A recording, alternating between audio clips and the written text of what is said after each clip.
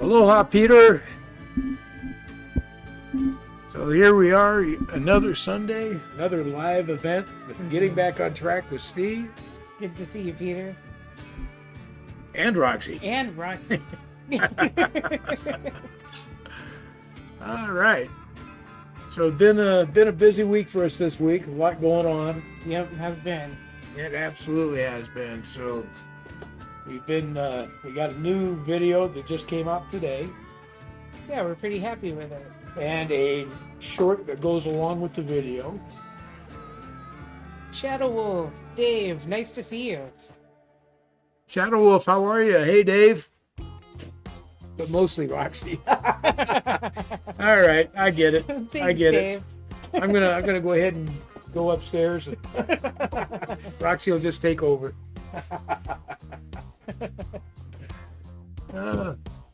So you might notice here. Let's look at some of the different views here. So I'm only running the 2 trains tonight because I had an issue on the other track, and I haven't quite figured out what's going on with it.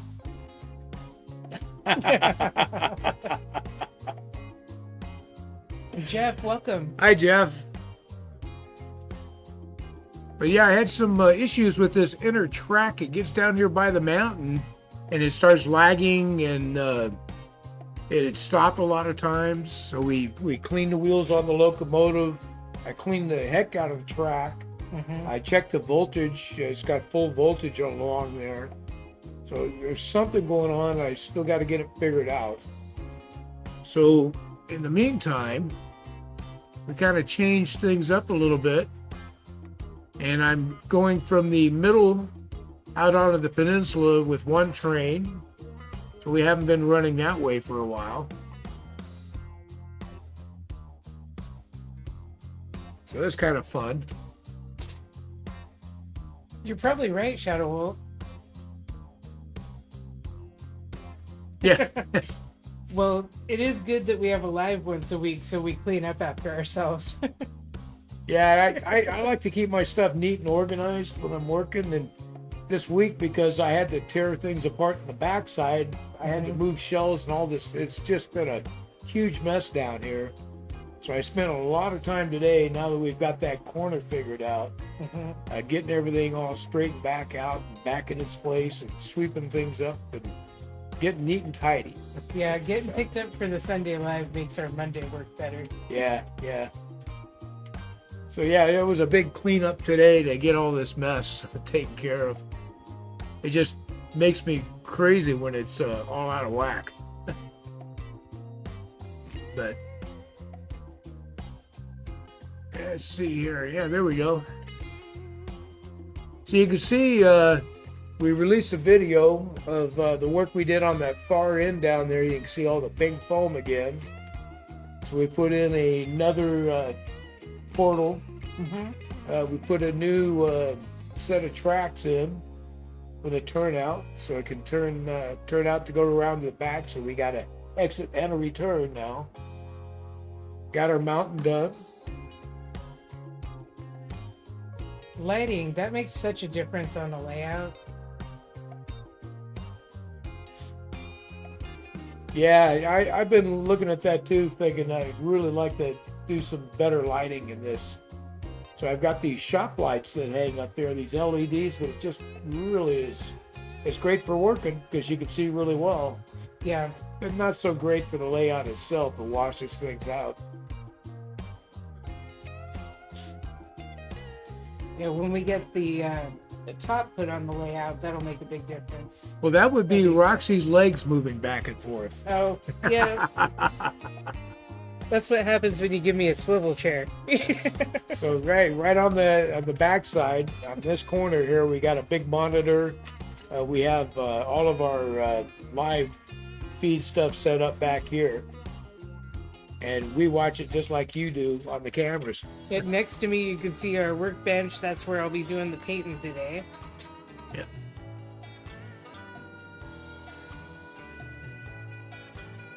There we get to see the train go down onto the peninsula again. I haven't used that track in a while.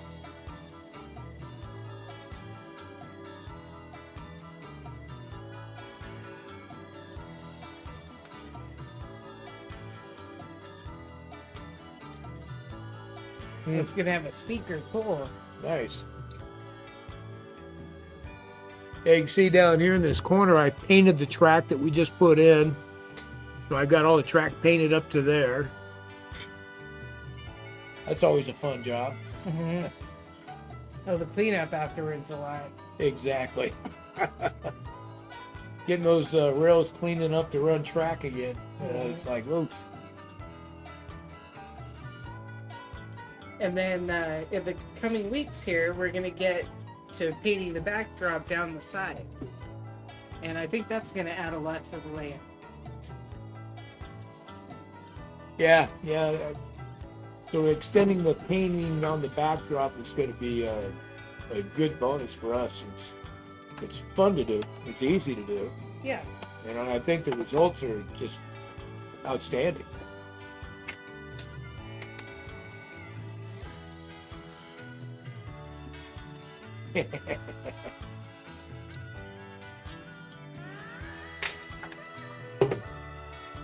Yeah, pipe organ sounds good. See what we've got today. Let's see what Roxy's doing here. So,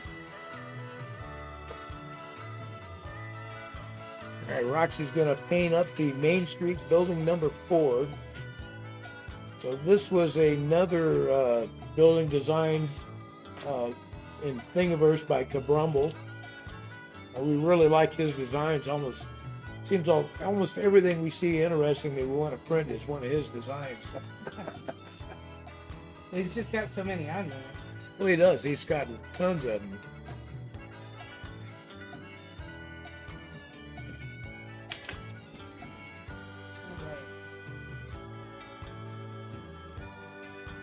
But if you go to the description on this live broadcast, there's a link so you can go and pull this file yourself. Prints pretty well.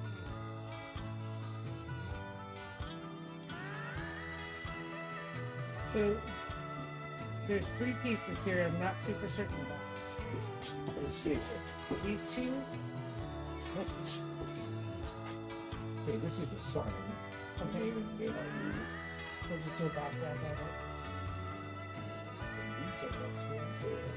Yeah, I was just looking at going, did they go? They got the length of the sides, almost. Just a little. Oh, you know what? Probably. Supports? Maybe it's not too wide for that.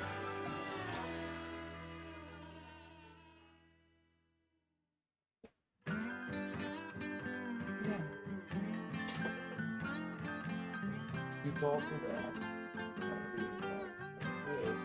It's just shy of the length.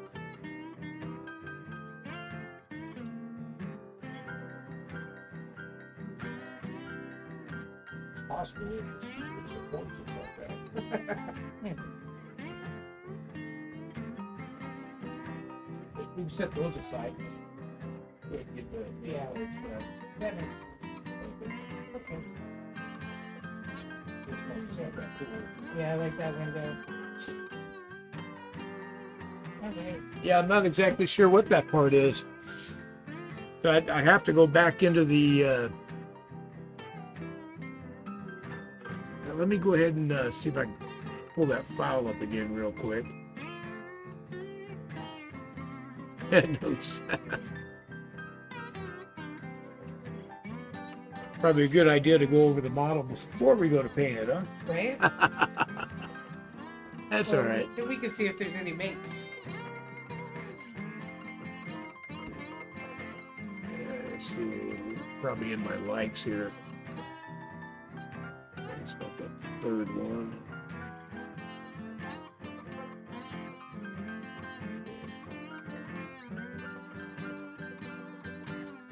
There it is.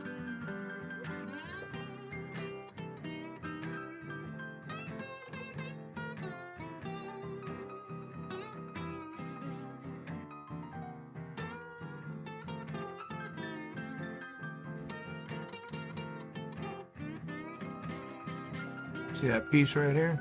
Oh, okay. So it's trim. There's another like there. Yeah, there'd be some trim pieces. Okay. It's like a gutter, I'm thinking. Yeah. That makes sense.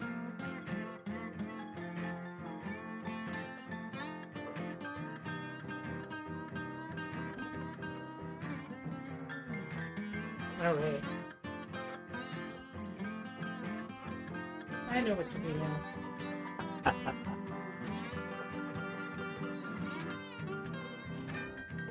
It's something to stick these windows in.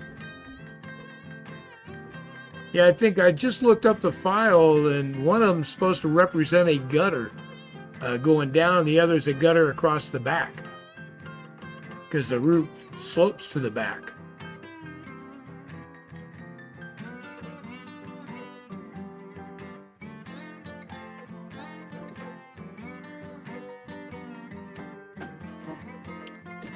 Yeah, so this building 4 now, we actually made a building flat of this building already, Mm-hmm. but this is the full size building.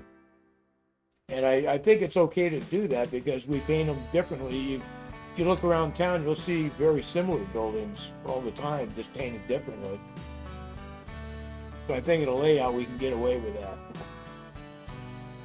So all that stuff's sitting right there against the back. Oh, I didn't see that. Yeah.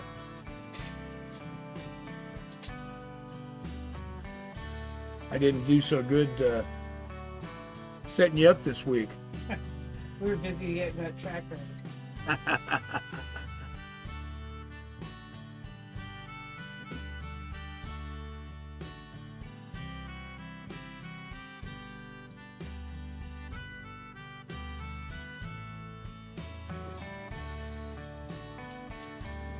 Need some help with that?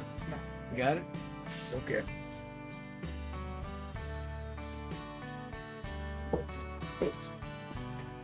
Something didn't sound right.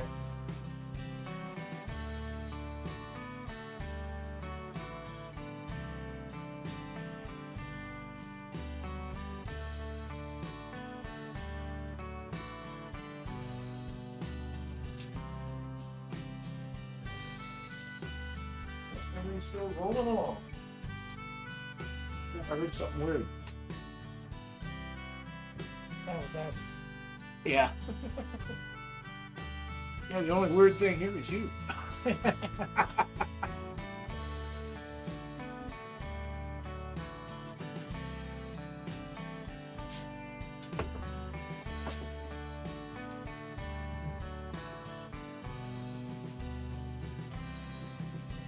Yeah. Yeah, and I've noticed that here in the town I live in, the buildings, there's several of them that look just the same. And the only difference is they're painted different all around the square there. So I think we can get away with it on this build here. Just separate them out a little bit. Paint them different.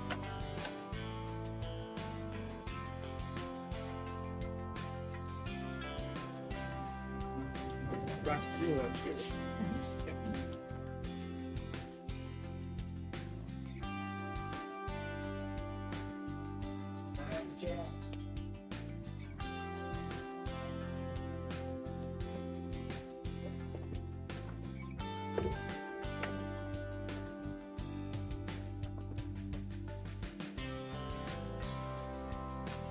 Hi, Digger. Welcome.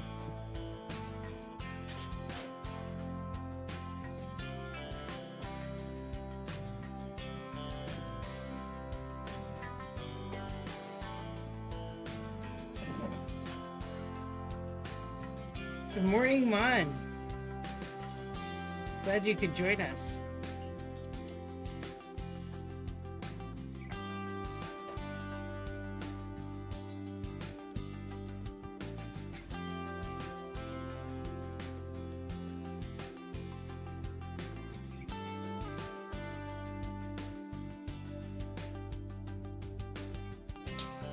Probably easier to order supplies for those buildings when you're ordering more of the same stuff, too.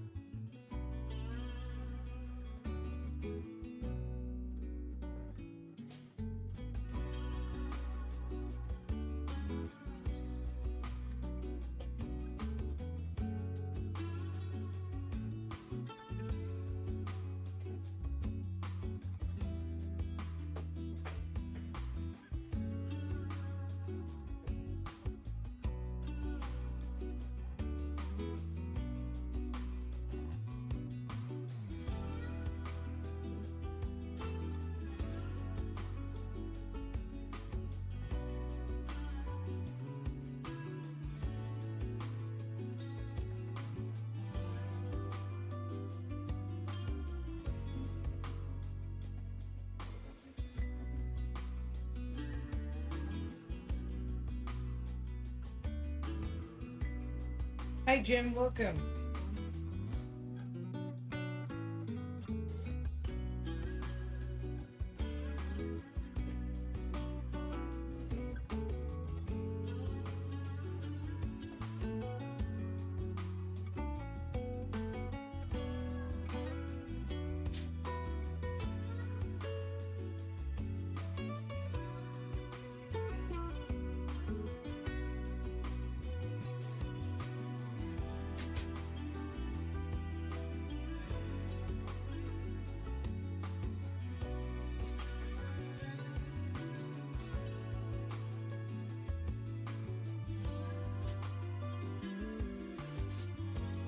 So, Digger, Jim, and Mom's joined us. All right. Hello, Mon. Hi, Jim. And how you doing, Digger? Sorry, I had to run away for a minute.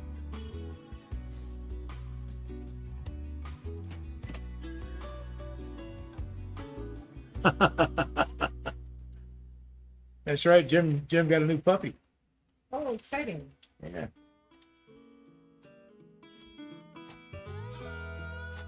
Puppies can be a handful. Yeah.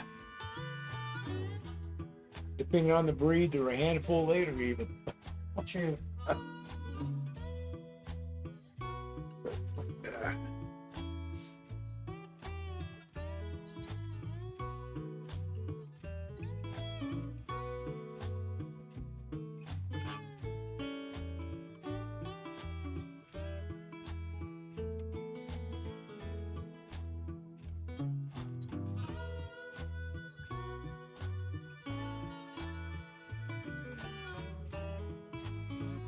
Everything's still running.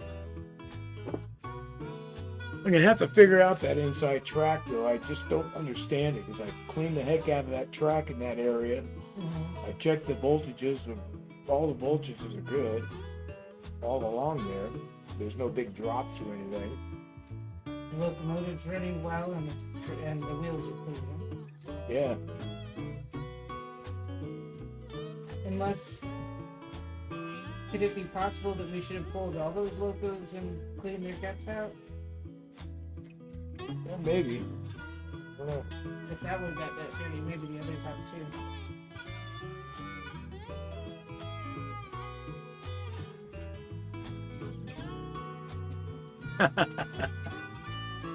Yeah, some of that stuff gets a little tough to pack to make sure nothing gets damaged. He's trying to pack up all the kits he was building when he's in the hospital there.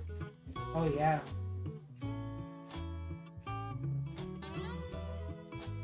That can be a little tough to do.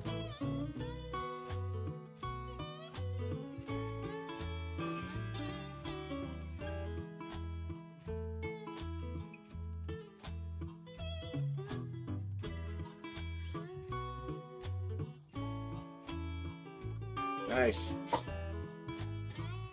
Peter says that the church thrift stores starting to put out the Christmas stuff. So he's been collecting up the LED lights for the layout. That's a really good idea. Yeah, it's not a bad idea at all. Yeah, not at all. We were talking about our Christmas setup this year. We're gonna get out good training, and we're coming up with ideas for things we could do for that. Yeah, yeah. So we're going to use Dad's O-gauge for our Christmas layout this year. It's got that cool steam locomotive that puffs the smoke. And he's got a whole bunch of Lehigh Valley coal cars and a caboose that goes on there. That's going to be fun to set up for the Christmas run.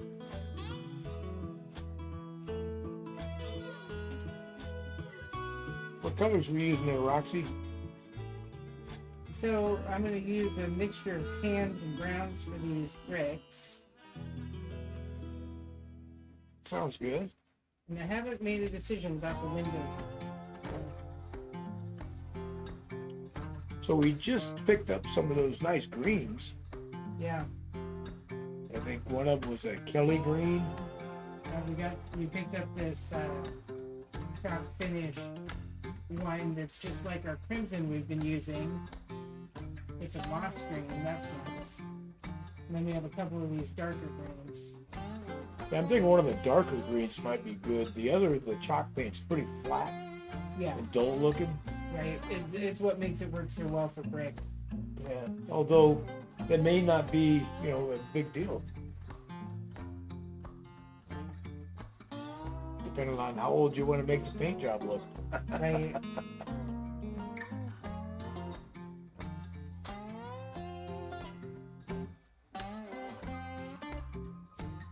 Yeah. Boy, that's true, Mon. I never had that foresight, though. By the time Christmas is over, I'm so done with shopping and all that. But, the after Christmas sales, you go out there, you can get all those LED lights and stuff cheap. Well, we're already out there to get our extra 50s, so it's a good idea.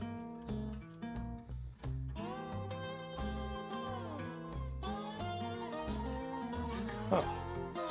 So Peter says that if he wants to power the lights on a car, you use a CR battery, which is like one of those little round battery, like a watch battery. So you use one of those because no resistors needed and can power up 5 LEDs. Oh, yeah, that would be really cool. I'm kind of excited about using the steam locomotive too because it does the little puffs of smoke. And I think Hey Lee, how you doing? Hi Lee.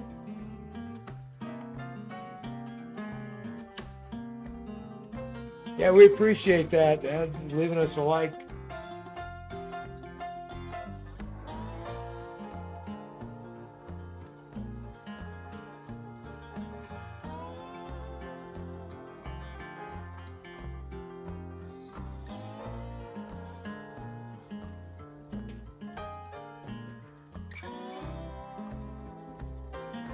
Well, it's been strange. The last couple of days been warmer. It has been up to 75. Yeah, it's just strange. Right after we had a big freeze. I know it. I mean, it dipped way down. I was worried to make sure I got my faucets covered and everything. Then it turns around and goes to 75. And I just got all my hoodies out.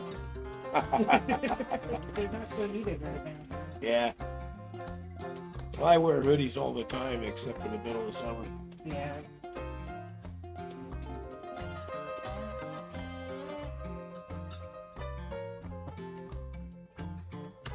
Let's see here.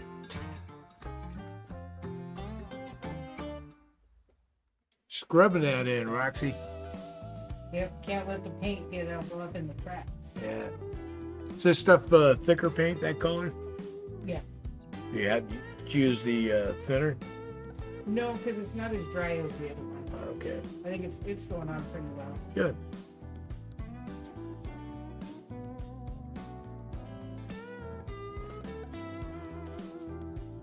Yeah, I'm asking you questions not because I doubt your abilities.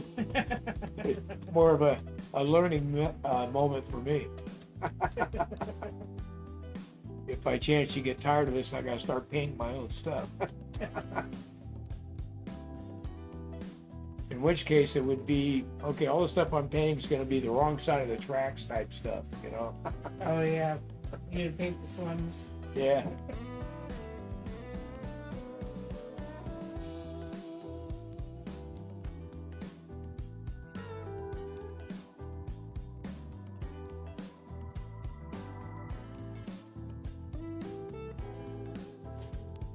Yeah, I haven't, I mowed my lawn maybe 2 weeks ago.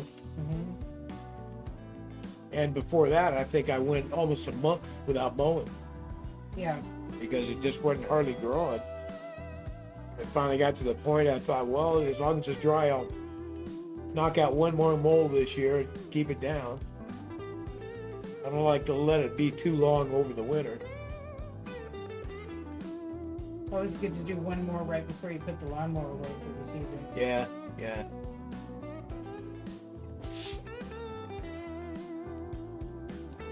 Well, hey, Josh, how you doing? Hi, Josh.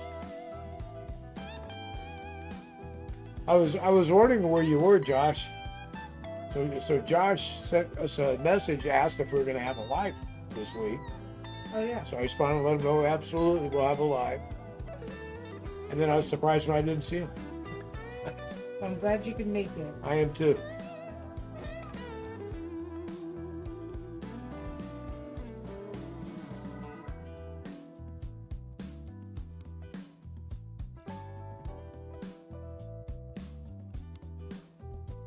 Yeah, Jim, I need to do mine too. I haven't done it just in case because this weather's been so weird. I want to make sure I can zip through and do one more mow if I need to. I don't think I'll have to. So, still got time to get it done.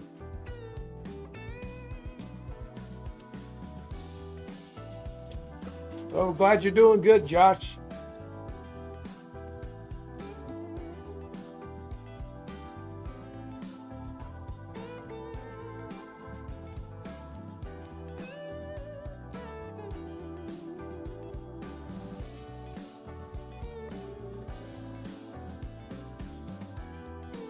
So we'll probably have another live next Sunday.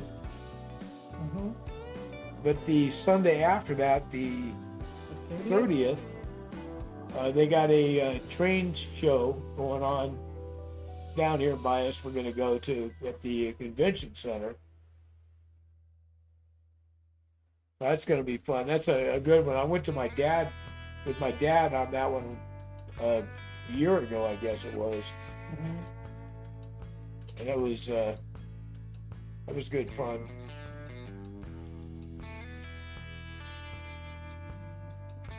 No, I guess it would have to have been 2 years ago. Yeah, I think so.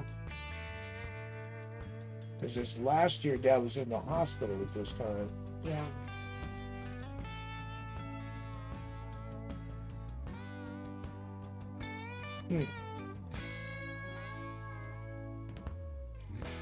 Yeah, I usually just try to, I get real stingy about what gas I got on hand getting towards the end of the season. And then I just like to drain the gas out of it. And that way I don't end up with a bunch of gunk in there. Let it run till it dies out.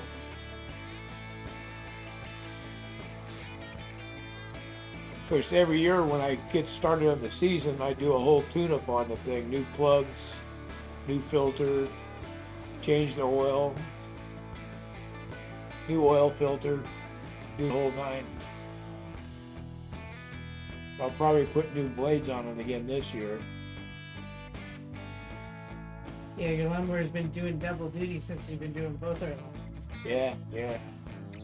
Exactly. I mow our lawn, then Roxy lives a block over from me. I ride my mower over and mow her lawn for her. I sure appreciate it. Yeah.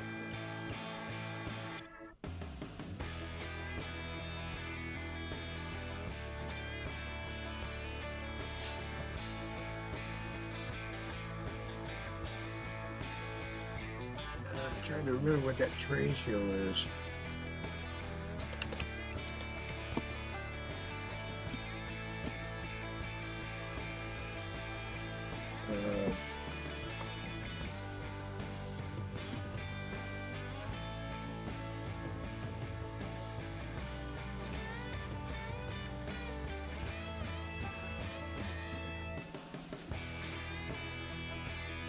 There we go. Yeah, it's the Great Train Show at the Gateway Center in Collinsville.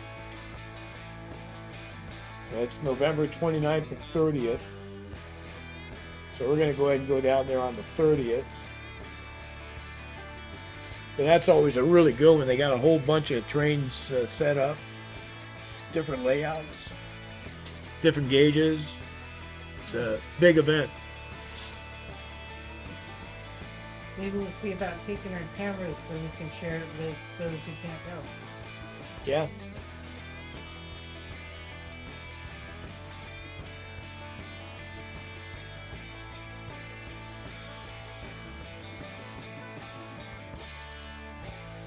I might actually buy a loco this time.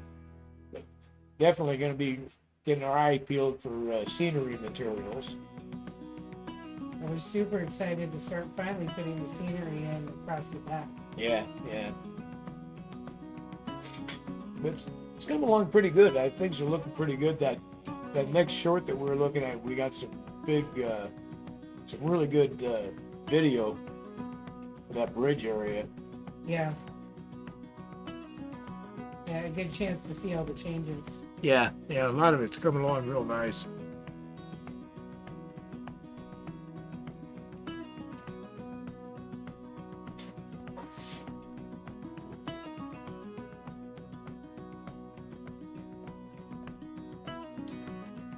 Yeah, I see them popping up all over the place. So, but yeah, this is just a really big one that's close to home.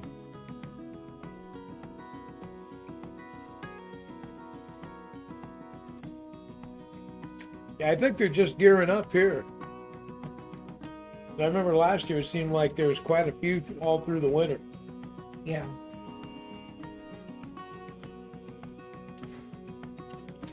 Well, the one project that we got done here, if you look over all the pink down in that other corner, so we got all new mountains put in there. We put in a new turnout, a new tunnel portal that goes back to the back. So when we go to do the rail yard, now we got a way to exit the layout and a way to come back in. So we just released a video at, what, about 3 o'clock today? Yeah. Yeah, so we released a video at 3 that shows all the work that we did on that corner over there.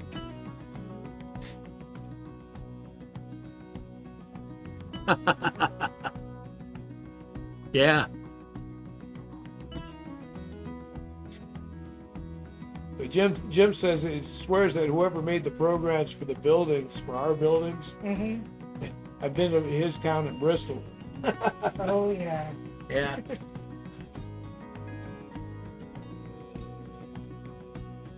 Yeah, I think these are modeled after the Walters kits. Yeah, I saw a post recently where somebody was sharing their kit bash of a Walters kit, and it looked like one of these. Yeah. And some of the real similarities in the trims and stuff. But yeah, I think that Kabrumble just used that as the model for it, and then created the design based off of what this is. And added to it, yeah. Yeah, just created design.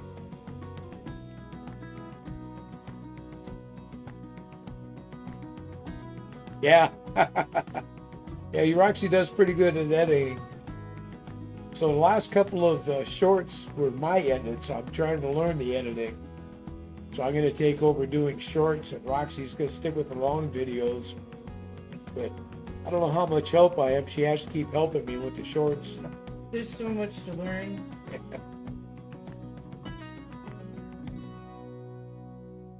It took a couple of years for me to get to the point where I can edit the way I do now. Yeah. Yeah, I think you do a really good job with the editing. Thanks.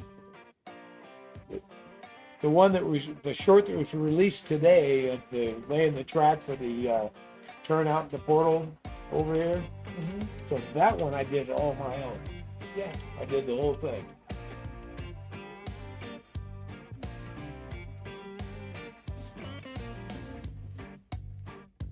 One more open day at the end of the month.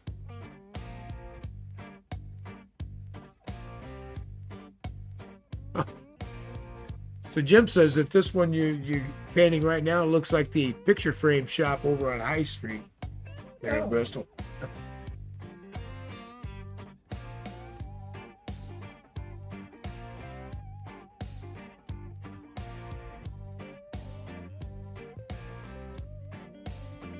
When we're done here, I might have to Google Earth and see what they did for their building.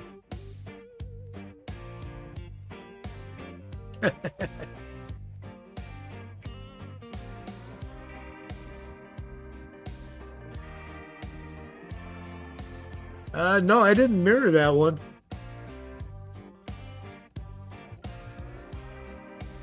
Mom was asking if that last short was mirrored. The one we posted today? Yeah, is that the one we're posting today was not mirrored? No, but it is on the opposite side of the layout from where we've been working. Yeah, it's on the opposite, on the exact other side of the mountain. of the main mountain there.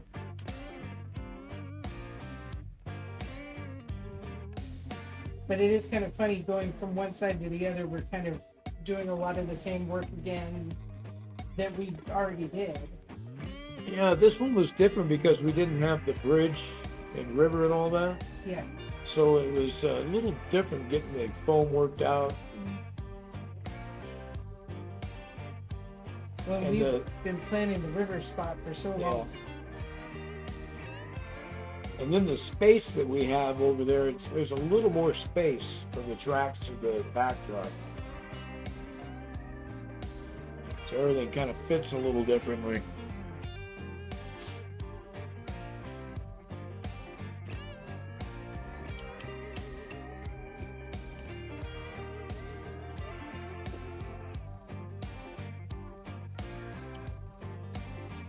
Yeah, so all that work that we did from this view we're looking at right now is directly below the camera in that corner.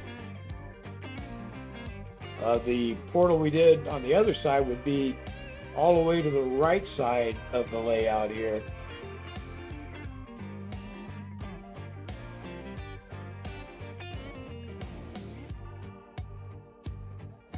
I think what we're going to do is we're going to have just the one marshalling yard, so you'll be able to. My vision of this is you come off the layout, and it's always going to be running in one direction. You come off, run into the yard, and then it'll split the track on down, so you have a bunch of tracks all laid out over there, and then the main that'll go all the way through, so you'll be able to drop down, drop off stuff over there, make up other trains, and come around and back in and pick up other ones and come back out.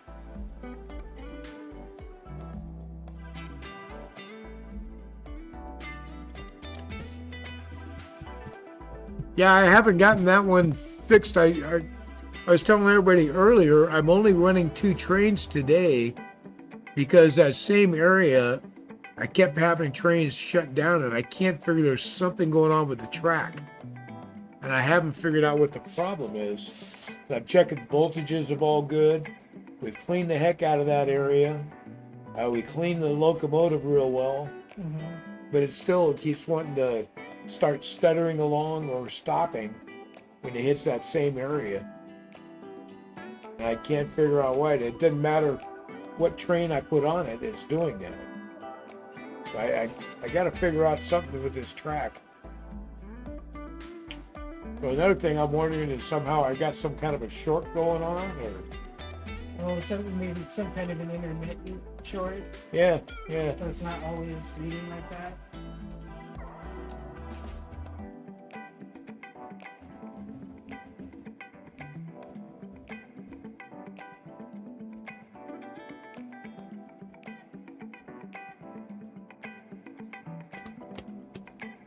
Yeah, I think the biggest idea of putting the yard out there is I like the idea of trains running around inside the layout, and it looks like it goes somewhere.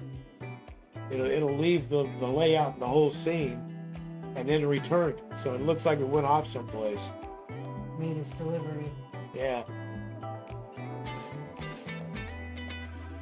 And I thought about doing something similar to that at the top of the layout where the silo's setting now. We have that third track up there.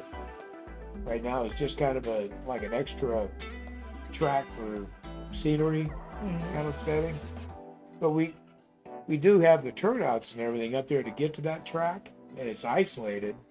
Yeah. But you could actually utilize that track, punch through the wall back there, and start a whole nother layout running down the wall through the basement out the other way. Well, and when you suggested that, I was thinking about how we were talking about modeling O-gauge this winter.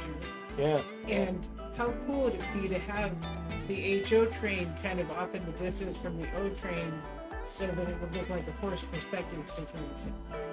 Yeah, that would be something. Yeah, I don't think it's the loco, Mon, because I put that same loco on the other tracks and it ran just fine. So there's something going on with the track and I just haven't been able to pin it down yet. And I'll start digging into that more tomorrow. See if I can get it figured out.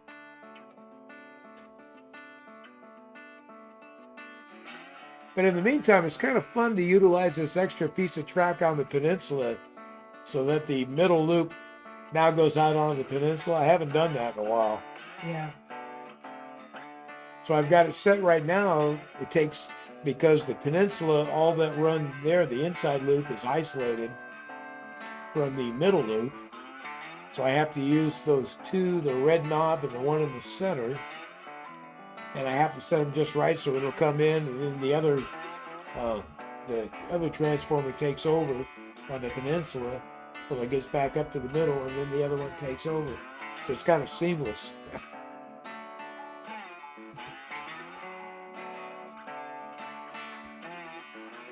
And I can actually run something from the outer loop all the way to the inner loop and back out again using those three if you set them just right.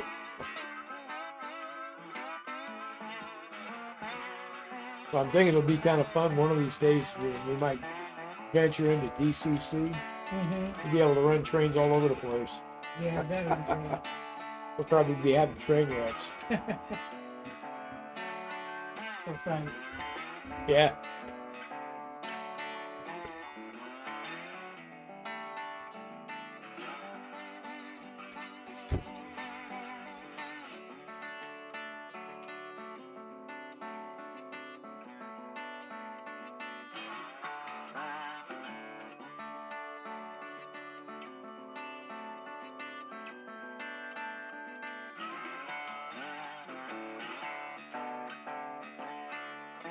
It'd actually be kind of fun with DCC to be able to run a train like this and have another one going on that inside loop. You time it out just right, they can both run through that area. Without running into each other? Yeah. And then you can set up signal lights. Yeah, that's one of the things we're looking at, Mon. So I 3D printed a log cabin that looks like it's being constructed, like it's being built. But it's in N scale, and the idea was to put it up on one of the mountains back in the trees so it looked like it's off in the distance. But Mom was just saying it used to be common to add N scale buildings at the back of the layout in a distance. Yeah, just like that.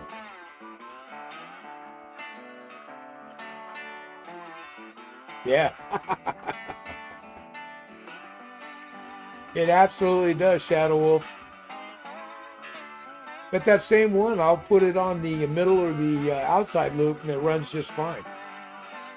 So I think that one doesn't like the grade going up so much because it slows way down on the grade. It does struggle with it. But the area I'm having trouble with now is this area. Let's see here. This area where you go past on that inside loop just across the front of the mountain. Nice flat area through here. Should have no trouble running. Yeah. But it starts stuttering or slowing down in this area and sometimes stops. So my first thought was, oh, the track's dirty. So I cleaned the track really good and still had the problem.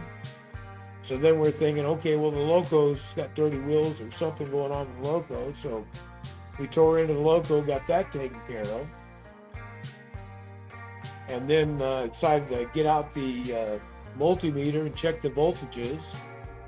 And it's all got just fine with the voltage. It doesn't drop anywhere along that line.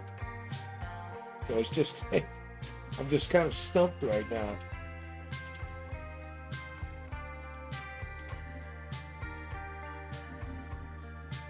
And the move's not full, is it? Yeah, I did try a different engine and it did the same thing. That's why I'm so stumped about it.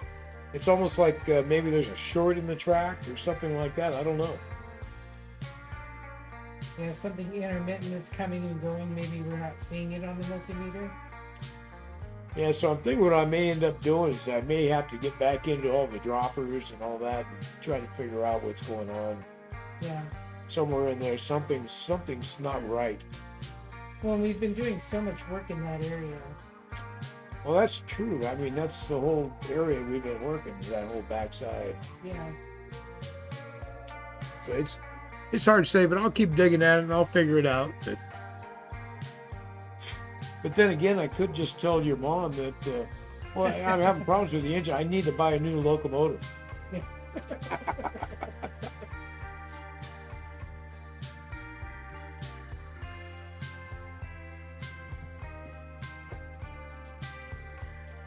Oh yeah, it is since then, Mon. However, the section that I'm having trouble with was the section I painted when we built that first mountain. So I didn't paint this area at all or do any of the plaster work in that area. So I'm not thinking there's a correlation between them. Yeah. Josh says at least the swing bridge is not squeaking. I haven't opened it up yet though, Josh. It could be. Dad did just go in and tighten up all the screws there and get all the track aligned real nice. You know, that's a good idea, Peter. I didn't think he just asked if I can put the amp meter in the circuit at the control. Mm-hmm. So what I can do, if let me change the view here. So the larger controller here, the larger transformer, it has two dials on it that I can check the voltage and the amperage. Right. So I can swap those two transformers around and I can see what kind of voltage and amperage is going on that track. Well, that's a good idea. So that would be good. Yeah, and that's what I cleaned it all with one of those track cleaning rubbers. I did that, and then I used some isopropyl alcohol with a microfiber cloth, and I wiped them down to make sure they're clean. That was my first guess is we got the track dirty somehow. Mm-hmm. Yeah, which we're good at doing. Yeah. Although I think we learned a lesson that last time, about covering the track. Oh yeah. Yeah, we're definitely, when we do the plaster on this other corner, we're gonna make sure everything is drop top. Like, I think I'll get a post-it and stick it on the backdrop that says, "Hey, did you cover the track?" It's not a bad idea. Yeah, it may be, I don't know. But I like Peter's idea. I think I'm going to switch those two around and see if I can get a reading on that, see what they are.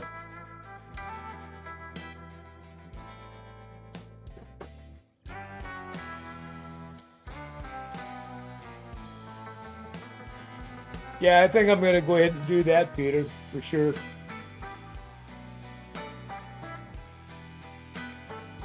It's just kind of a strange thing. It's so different than anything I've run into. Usually, if I have this problem, it's, oh, the track's dirty. I'll give it a good clean. Everything runs fine. Or, hey, the loco got dirty. I'll clean up the wheels and clean the loco. Make sure the motor's cleaned and everything. It's just... Or if it's electrical, usually it's really easy to find because we have the right tools to do that. Boy, that is the truth. I told Roxy I'm going to put a post-it on the backdrop before we start the next to say, hey, cover the track.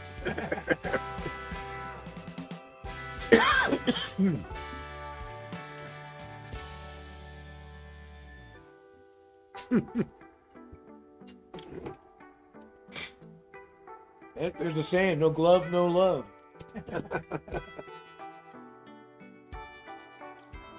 Yeah. Shadow Wolf says, wrap that track. It's a new t-shirt. You can do that. We can get one with our logo on it that says, wrap that track. There we go. Hey, great marketing idea, Shadow Wolf. I might do that.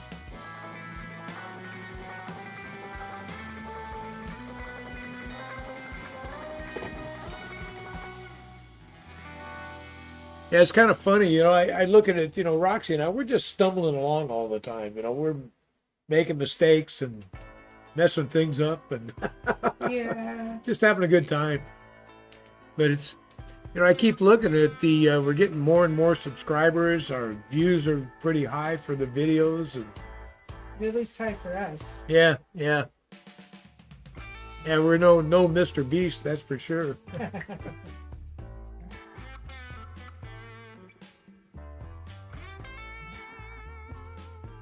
Yeah, Shadow Wolf, I may do that. If I do, I'll send you a t-shirt. It's a great idea.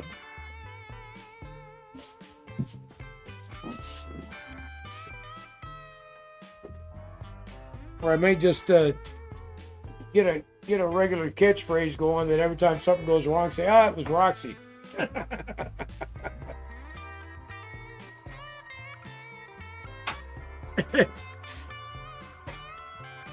Shadow Wolf's crediting his med regimen.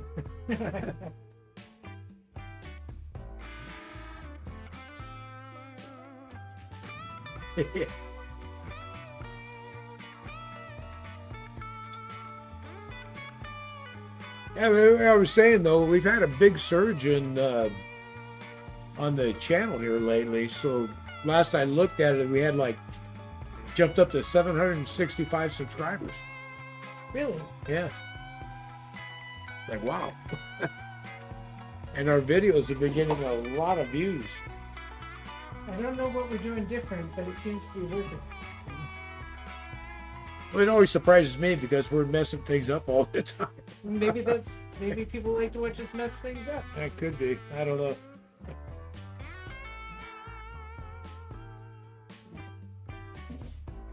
Maybe they tune in every week. So what's Steve going to break this week?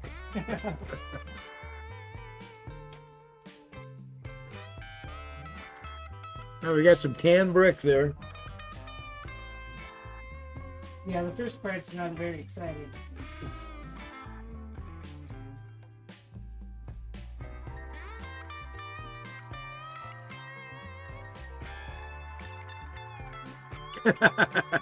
Josh says she'd buy the one about Roxy on the t-shirt.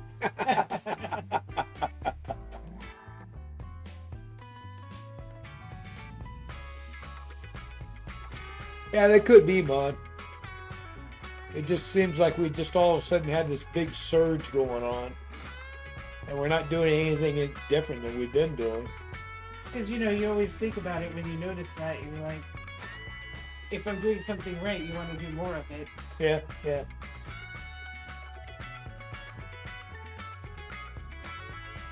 But then again, yeah, we've been pretty steady. We always, get out our videos, and yeah, only been a few times we've been late with stuff. Well, and I don't think people mind so much. Nah. Everybody gets it. Life gets in the way. That's for sure. Everybody's living.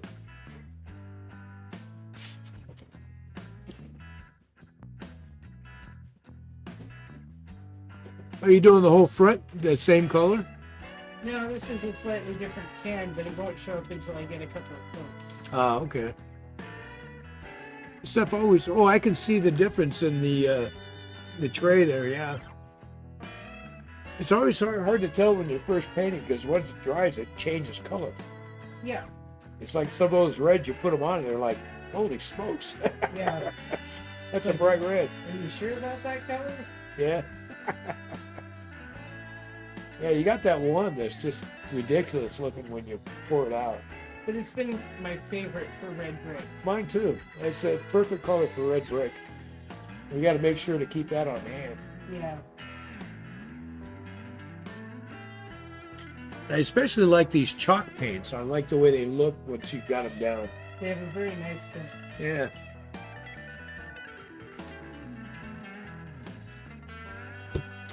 It looks more real to me on the brick and stuff, because it's dull and.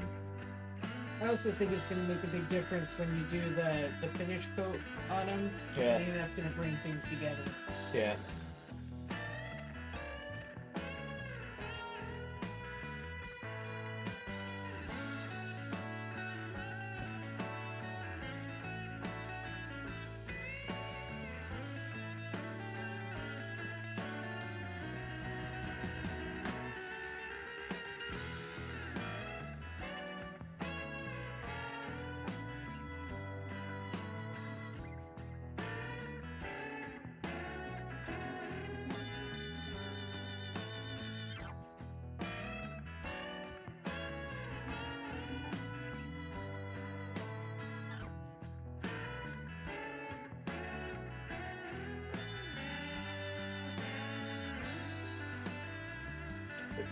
The whole channel thing has been a lot of fun. It's very met so many fun people.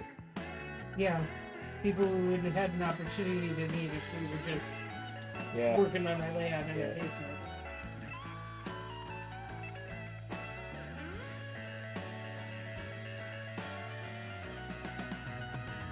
Yeah, Shadow Wolf's saying that he's started using chalk paints for concrete sidewalks Oh yeah. and some brickwork.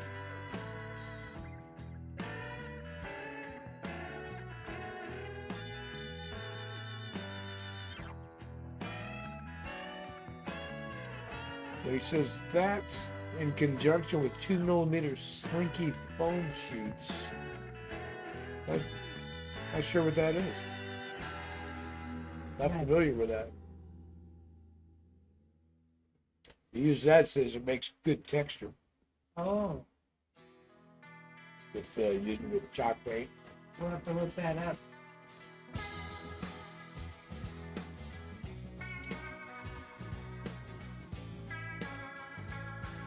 So the other thing I wanted to kind of look into, and we haven't done it yet. I need to get a better printer, I think, for this. But Mon does a lot of those cardstock buildings. Mm-hmm. It's got that whole damn causeway thing that she did with that. Just looks awesome. I've been thinking about that. We could make use of some of that on this layout. Yeah.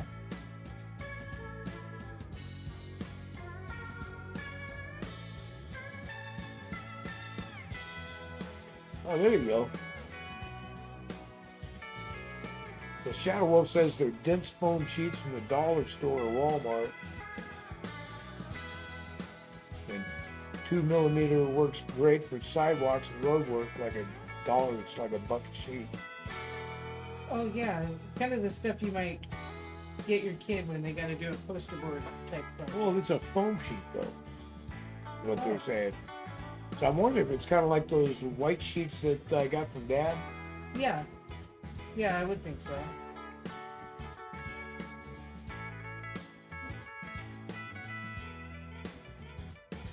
Well, I think, let me go grab one of those.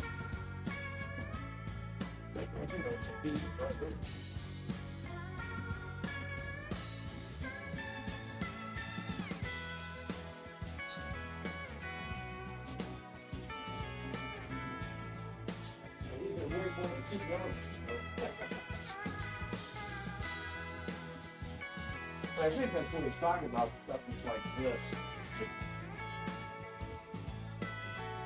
Like this foam here. Oh, it could be. Hold on here. Let me change the view. So Roxy's got a piece of foam that I got from Dad. Is that the kind of stuff that you're talking about? Or is it the flappy foam? Yeah, this stuff is rigid.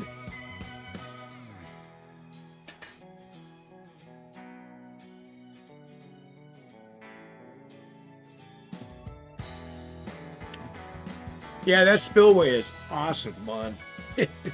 I was really drawn to that when you were building it. Absolutely.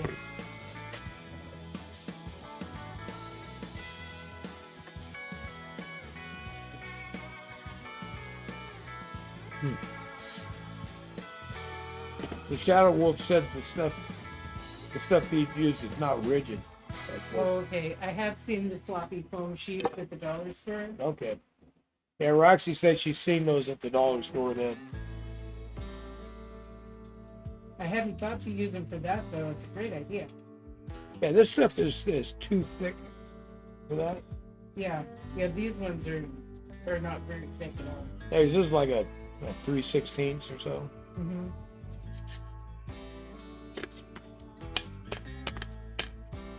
But I have found other use for this kind of stuff. Yeah? Yeah. Yeah, there's been a lot of applications we've used it for. Yeah. I've used it for spacing. I've used it for the floors inside some of my buildings. Mm-hmm.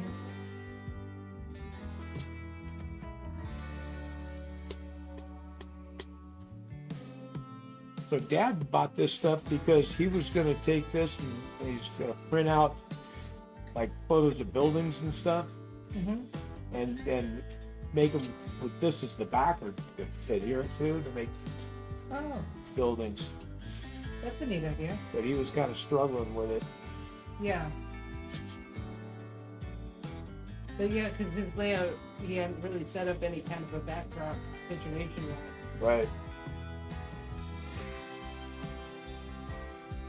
And that was my thought with this stuff too, is if I need to get a better printer so I can print some photorealistic type stuff. Mm-hmm. And you could take and use this just up against the backdrop with buildings in front of it to create depth and make it look Right, like so it's going up a street or, it just comes out that little bit. yeah. Makes like some dimension. Hey, Closet Branch, how you doing? Closet Branch, welcome. Oh, good point, Peter. He says if you use foam sheets with paper on it, you got to paint both sides or it will warp. Oh, Good point. That would be bad. yeah, after all that work.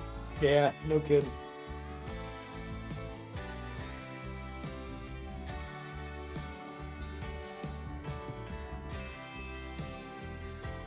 Yeah, I just need to get a better printer so I can do that better photorealistic type printing. Right. Yeah, the one I got. doesn't cut out in the corner. Yeah, the one I got now just won't do it. No, it's mostly a business type printer. Yeah. That'd probably make your mom mad. It'd be an easy sell with her. It would be. She's got some projects she wants to do. Oh, does she? Yeah. All right, there you go. It's like Daddy gets a printer.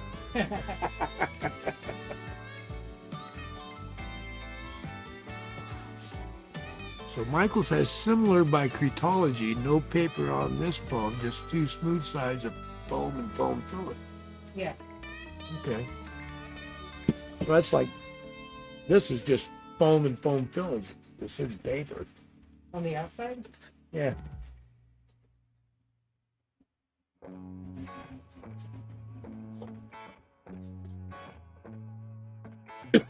But I think with the thickness, the intensity, I mean, you can bend it some, but not very much. It's pretty rigid. Yeah.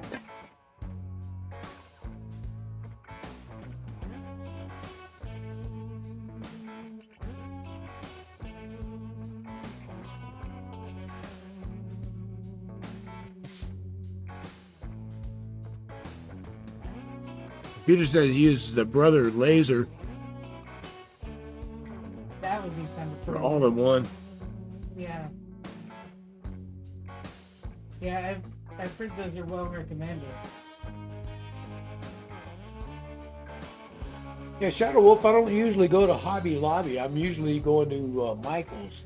But I would imagine Michael's got the same thing. Probably. If not, we'll find it online. Yeah. I don't know where there's a Hobby Lobby at. Michael's is closer. Well, I know they got the Michael's in Edwardsville. Mm-hmm. They got a Michael's up in Springfield. Yep. But I haven't seen a Hobby Lobby in either place. I imagine there probably is one. I just haven't been over by there yet.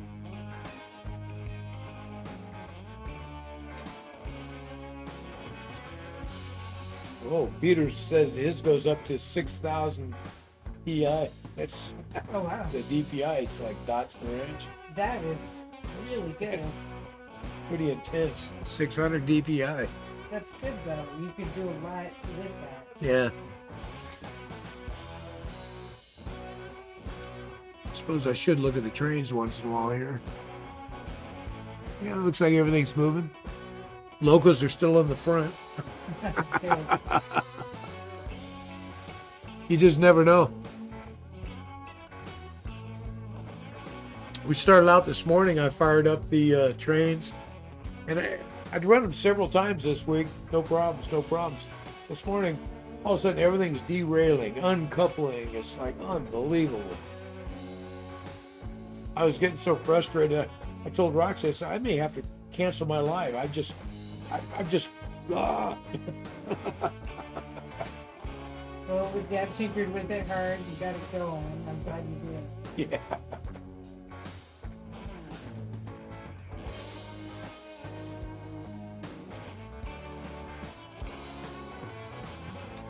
So Josh says he put something new on his layout. He says it's not downloaded yet, but if someone wants to see the video, it's getting up there. Oh, cool. I'll be on the lookout for that. We definitely go take a look, Josh.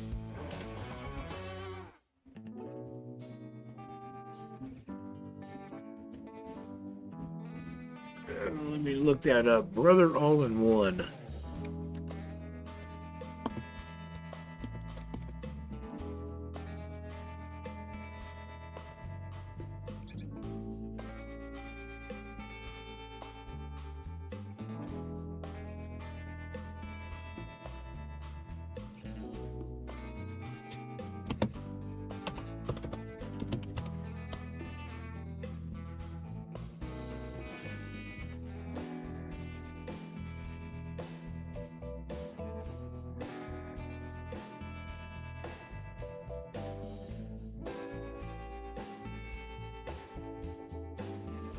So what model number are you using, Peter?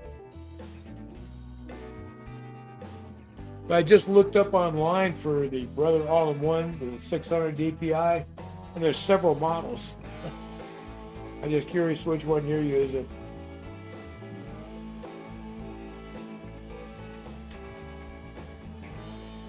Yeah, that was today, Josh. It was just like things, I just ran, like yesterday, I ran some trains out here. Not a problem. Everything ran perfectly. I fired it up today and it's like, oh, this line, and it's all three lines. Stuff derailing, stuff stopping. It was just unbelievable.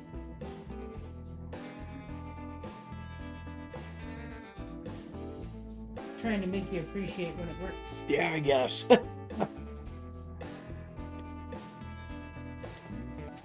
Or like I've seen people say this, well, you're going to have a life. You're going to have problems. Mm-hmm. If something's going to go wrong, it's when you're having a life.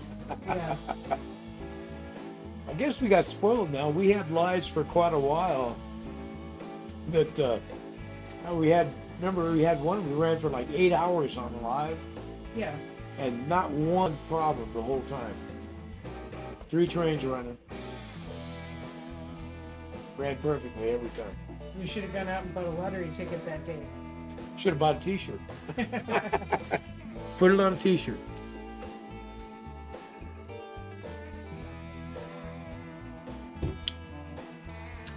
But I think it's just the nature of it, you also got to figure this is a pretty large layout. So, there's a lot of opportunities for things to go wrong, for things to happen.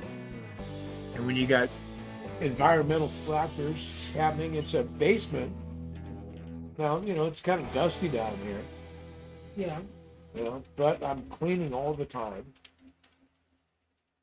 But, you still got humidity factors, and so I suppose I could, set up a better, dehumidifier in here. Yeah. That would probably help. But the temperature range, it tends to stay pretty constant. Between 68 and 72 all the time in here. It is pretty comfortable down here. Which is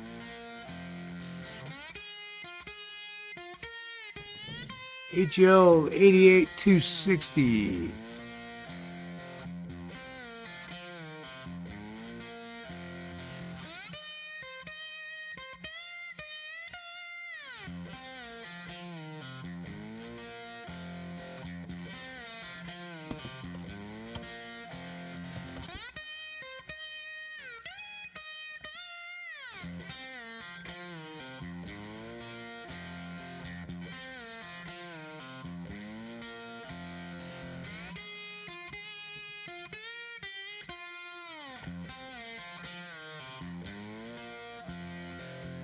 HL 88260 CDW.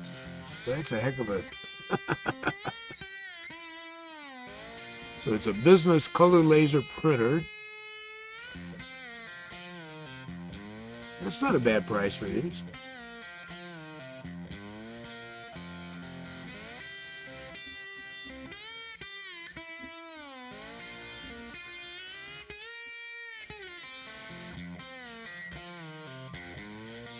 That's not bad.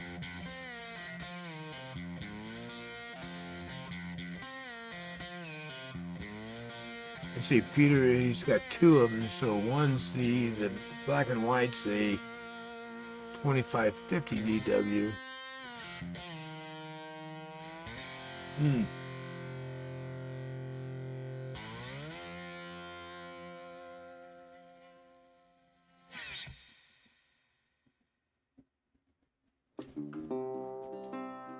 Yeah, Simone says her layouts, the layouts are in the garage under the house, and the humidity down there is hard on the track surfacing, and I think that's probably what I'm dealing with.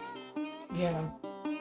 Yeah, humidity is a major issue just in the state. Yeah. You know, I think I've got a humidity deal. I'm gonna take a look real quick. Hold on here. Because it would have been really high over the summer. Because it was really high outside over the summer.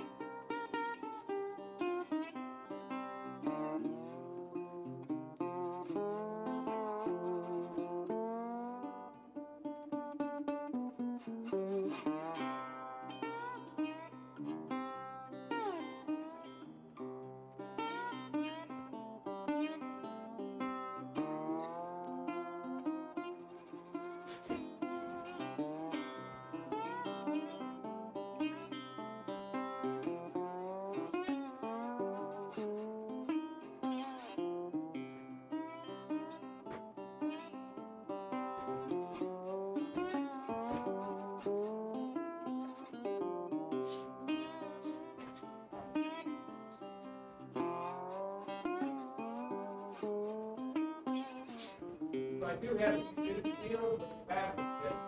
No, no.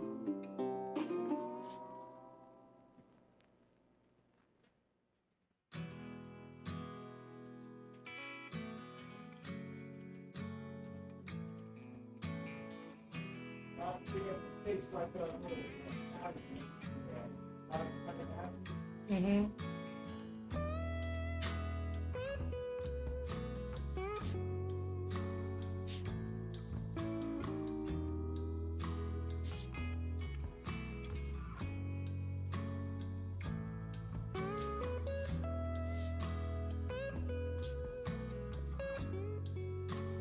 I think I'll pick up some of the batteries and get it set up and see if I can start monitoring some of the humidity level down here.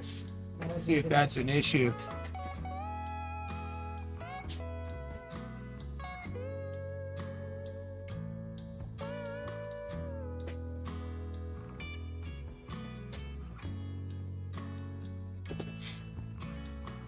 Yeah, I spent a lot of time down here sweeping up and wiping things down because everything's so dusty.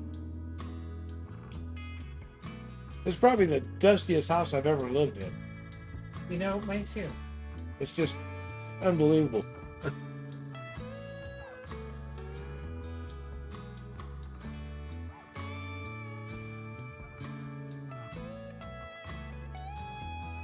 So yeah, Peter, you should be able to print on decals for that. I saw that you can pick up that decal paper and run it through a printer, which I think is pretty cool. Yeah. Yeah, then you can make anything you want. We could do that. We could make a getting back on track logo and put it in the back window of the car. That would be cool.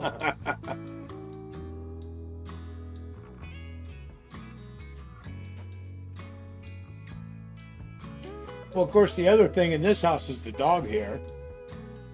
Yeah. Those two dogs, man, they got long hair on them, and they're just everywhere. It's a good thing they're cute. It's a good thing.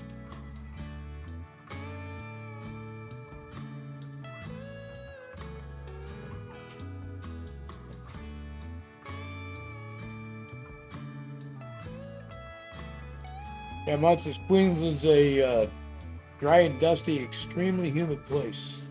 Oh, I think that's what it's kind of like here. yeah.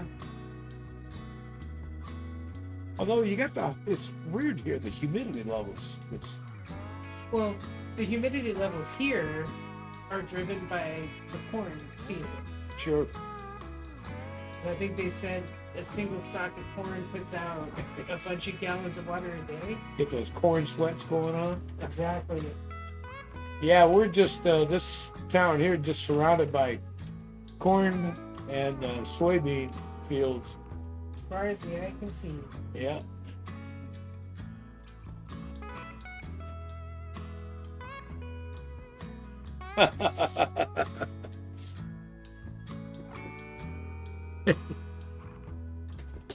That one says hair not an issue in my train room.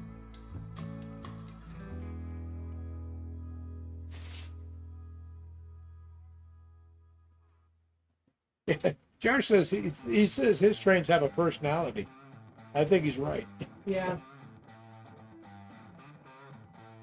Says somebody says I'm not running today, and some of them say, "Oh, I am going to run today."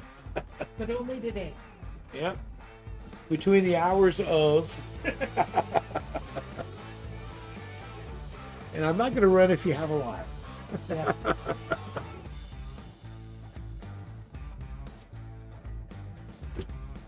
So Peter says he cycled 3 sets of toners in each with no problems.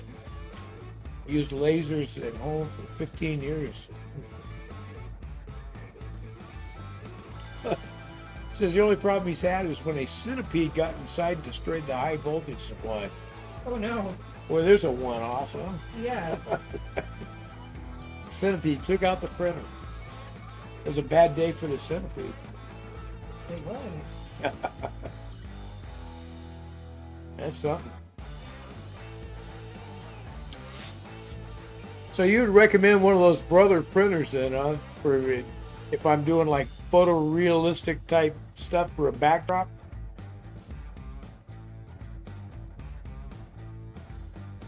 Yeah. Shadow Wolf says you would think with 100 feet they would have some rubber-soled tennis shoes. Oh man. Hey guy, he's got a zillion of them, man. We're gonna have to set up a sound machine so he can do every time he does one. It's like.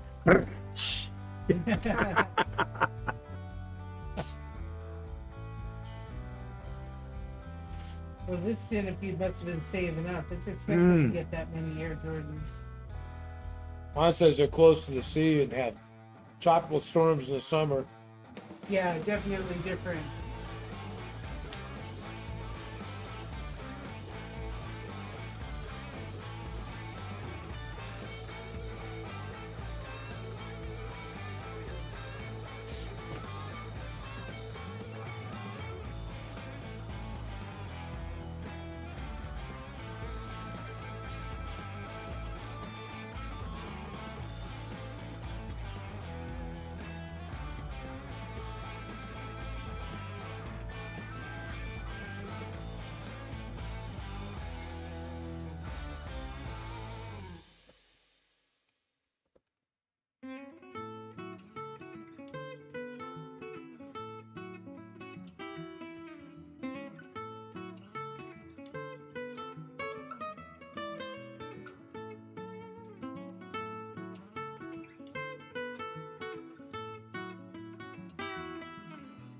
Yeah, so Peter says absolutely he printed the co-op signs with it.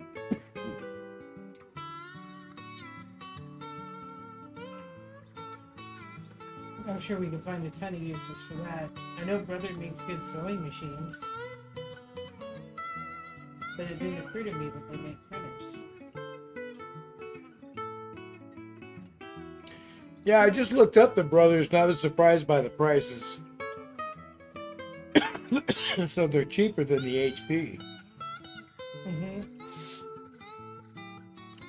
So yeah, Mon, you're right. You're just in the north of Brisbane. which is out on the coast up in Queensland, Australia. So I went to Brisbane numerous times when I worked for Boeing. Right, I remember. Yeah.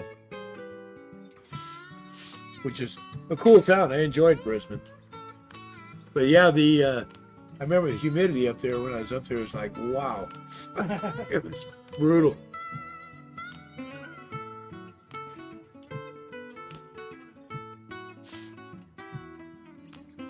There's been a few places I've been to where the environment was just so stifling and just, I'm like, oh my God, I can't believe people live here.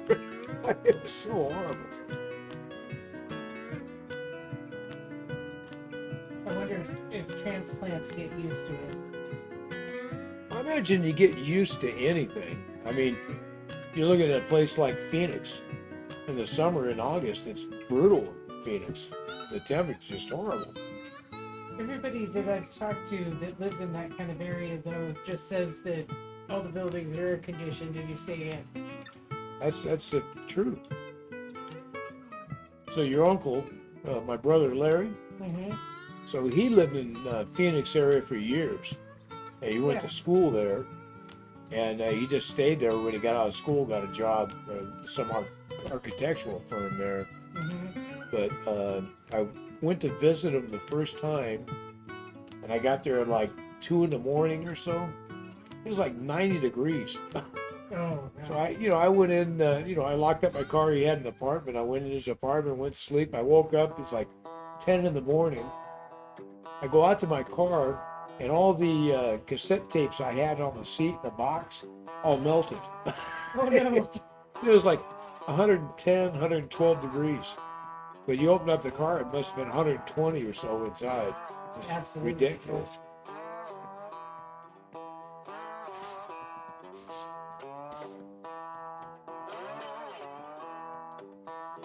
Yeah. Yeah, that's what I remember about Brisbane.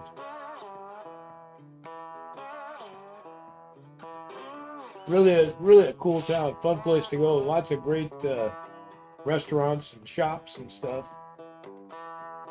Just an interesting place. Really nice looking. But man, the weather there when I was there was just like, ugh. I think that's probably why I ended up going there those times is the other guys that had more seniority at the company, like, I'm not going to Brisbane this time of year. Send McGeechee.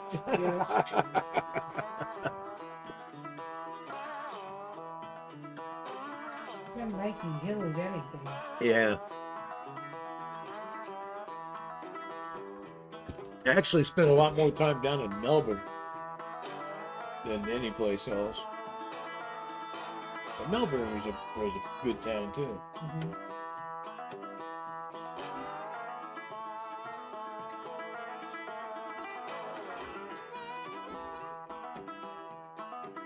Australia in general, I really enjoyed Australia. When I see videos pop of it, like on YouTube and stuff, there's always such beautiful countryside. Well, yeah, it's a beautiful place. Absolutely. But I think what I enjoyed so much was the people there Yeah.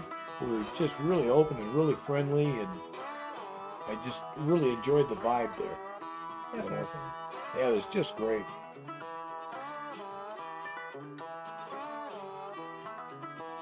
Well, Josh, did you, there's a, down in, was it Collinsville? Collinsville? I think so. Yeah, the Great American Train Show is coming on down at the Gateway Center here in 2 weeks, Josh. Roxy and I are going to go down there. See if there's any goodies we need to take home. Well, I might buy a new locomotive. If we see the right thing. If I can get the right one. I should have bought one the last train show. We were trying so hard to resist. I was trying to be good. Man, there were some really good deals on some really nice locomotives.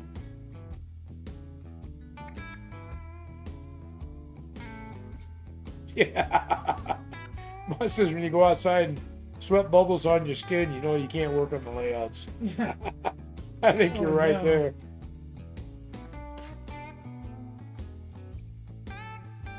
That would be rough.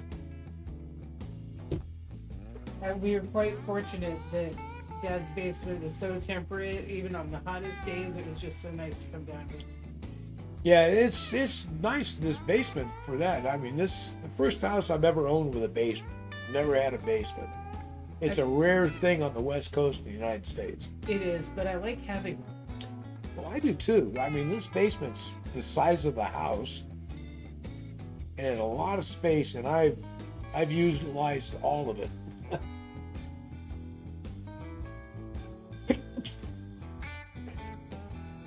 Oh, Peter, have Roxy give it to you for Christmas. I knew there was something about Peter that just, with me, him and I just clicked. There's something about him I just liked. Roxy's sitting over there going, yeah, not so much. I don't know what we're talking about. We were talking about picking up a locomotive. Oh.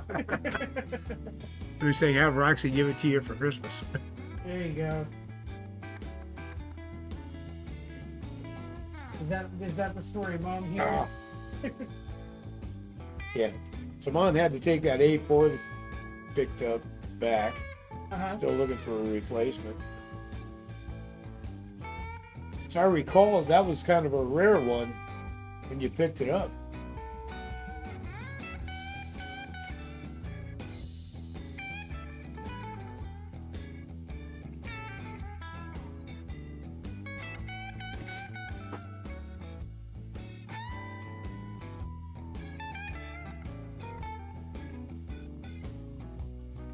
Okay, I see one train running. Where is the other one? All right, something going on. I only see one train running here. Oh, that's not good.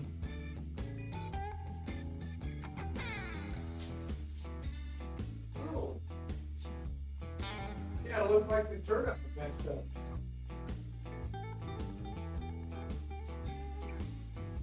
You need help? I think I got it. Let's try to wait for the train to go by.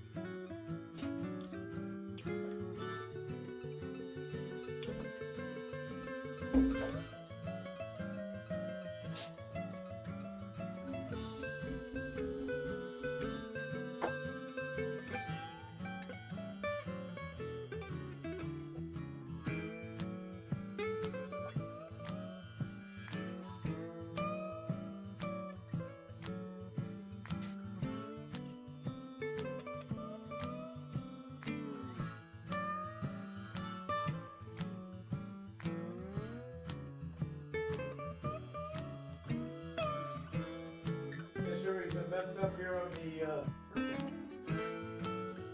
locomotive trying to go straight. The car's straight. Oh no.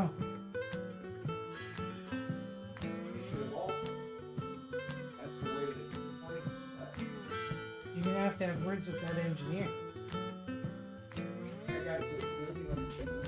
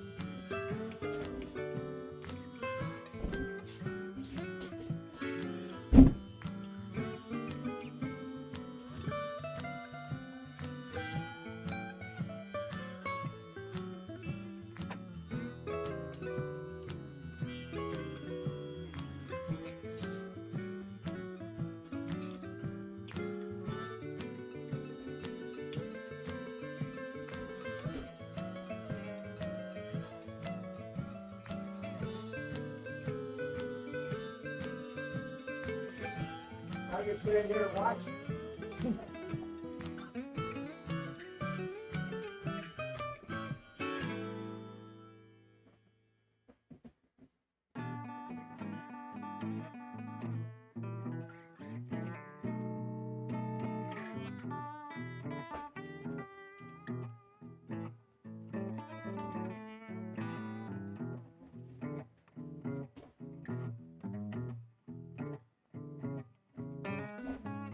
Come on, man.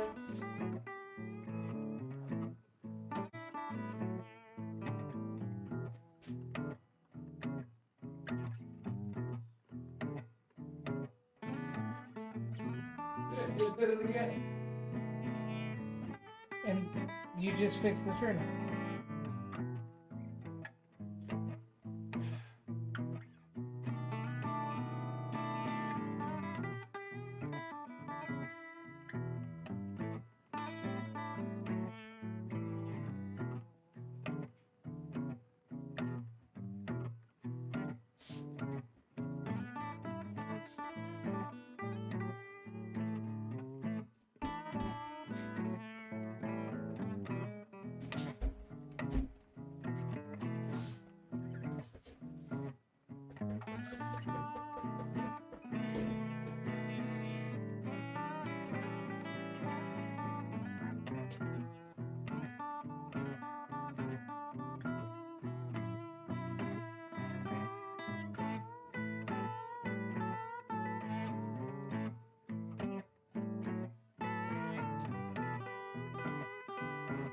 Now again.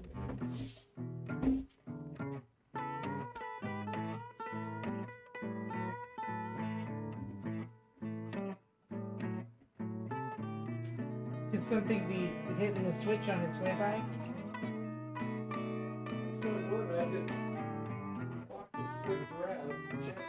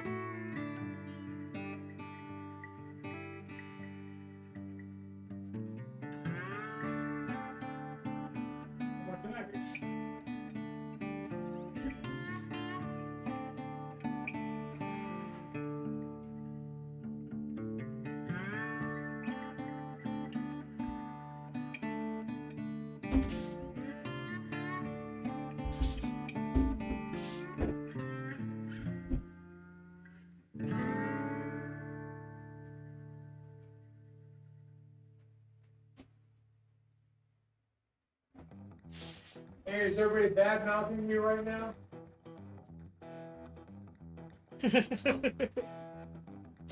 Mon says you need to close the gate. Yeah. I'm waiting for the train to come around so I can see it again.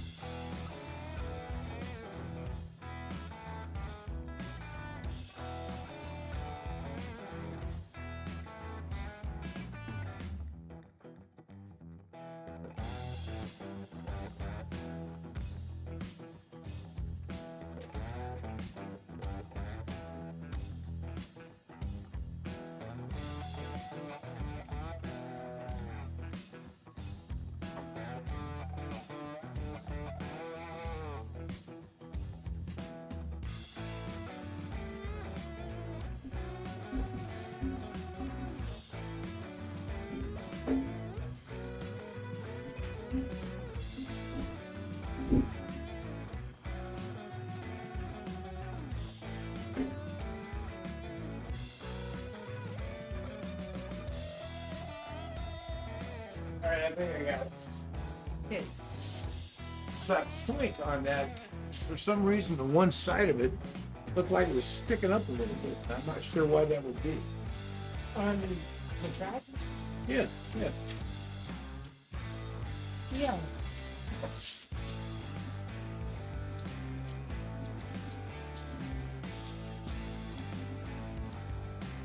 Yeah, so the track pin on that particular locomotive, I trimmed the pin off because I kept having problems with it over on the re-railer when they come onto the swing bridge. Mm-hmm. So we ended up trimming that one off, so it's never a problem. But for some reason, the one side of that frog, you got the frog here and you got the two rails that switch back and forth. Yeah. So the one side was a tiny bit up for some reason. I don't know if maybe something caught it. Yeah. I'm just not sure what.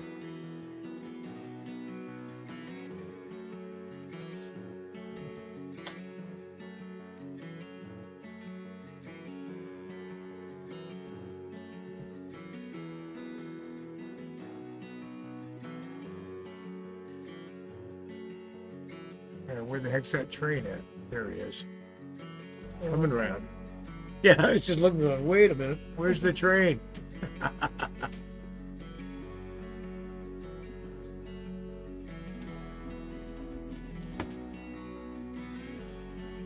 we're coming up around through the mountain, across the bridge, around the corner, heading for the swing bridge. Here we go.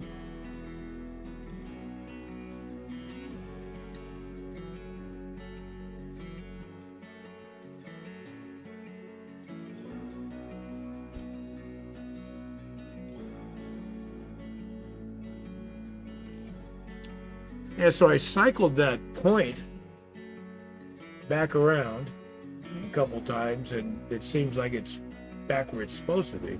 So I'm not sure what happened there. And it's gone the last few times right on around.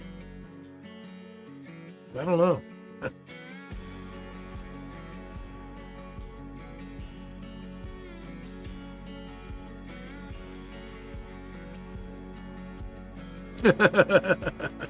The power reset. Of course, you know, I'm using these Atlas Code 83, and I've had a lot of people tell me they're like, yeah, this, you know, not very good. They've had nothing but trouble. Yeah, with they're not very good. And I've had people say, oh, those are junk. But, you know, as a model railroading, everybody's got an opinion. Oh, yeah, no matter what.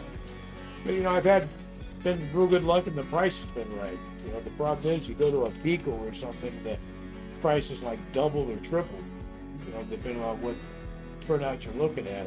Well, with the size of the layout we're working on, that can add up quickly. Yeah.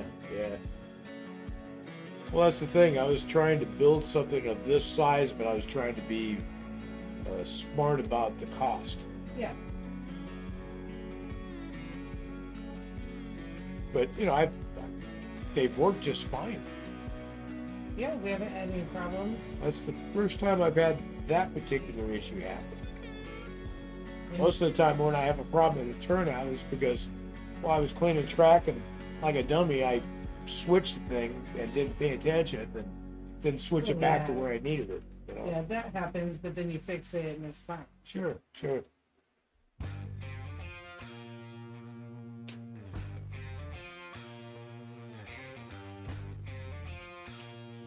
Yeah, Closet Branch. I'm right there with you. Closet Branch doesn't like derailments because it reminds me of my life. Which is For real. Absolutely, I totally get that. Maybe that's why it frustrates me so much when it does happen. Yeah. Because that's the name, you know. I've had derailments in my life, but now we're getting back on track.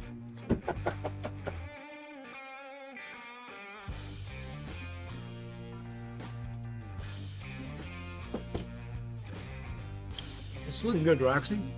Yeah. Yeah, I think I like the tan brick. Yeah, it's a good change up from the red. Well, hey, Harley, Memphis. Yeah, it's been that day for it. Been a day of hiccups.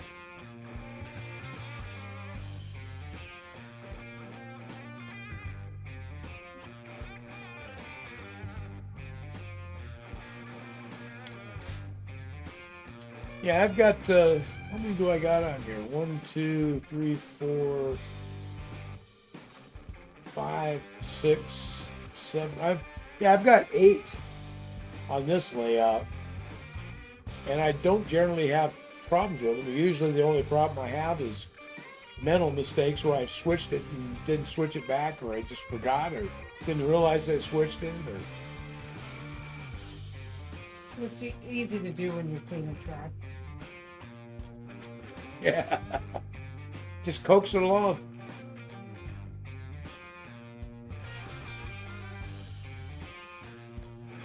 Yeah, most of the time when I have problems on the railroad, for me, it's usually a mental error. I did something without thinking it through, or I wasn't paying attention, or it's usually some mental mistake.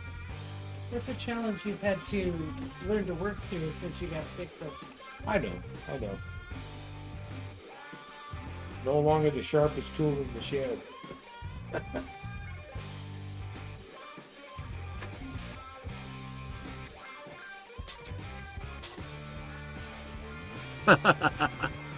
Yeah.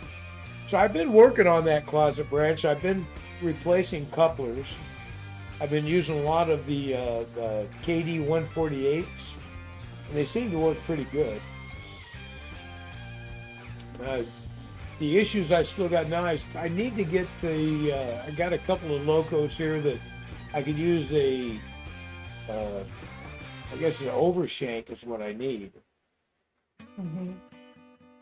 Did we pick one up when we were at the last train show? No, they didn't have any No. because I was looking for them. But this next train show, they probably will. Yeah.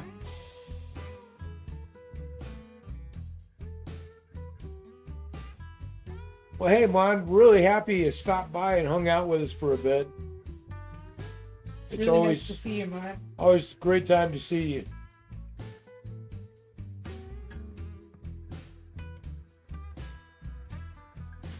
And And also, man, I see you got a video out. I haven't had a chance to get over there Oh, fine. and check it out today. Because usually Sunday mornings I go on and do some review, but it's just been a busier day today. Yeah. Have a great week, man.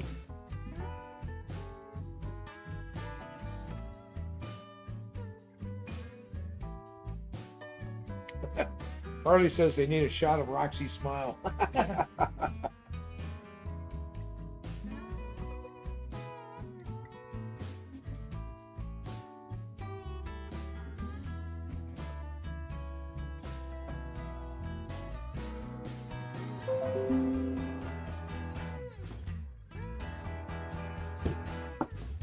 gotta run upstairs real quick.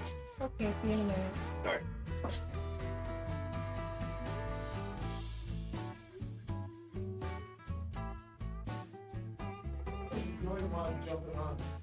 Yeah, me too.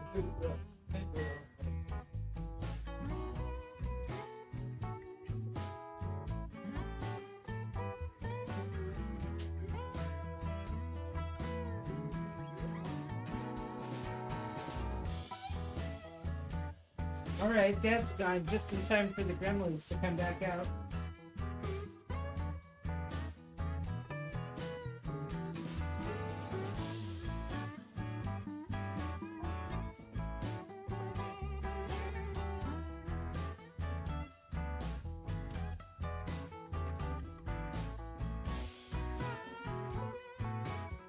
Thank you, Josh. It seems to be going better the more practice I've got.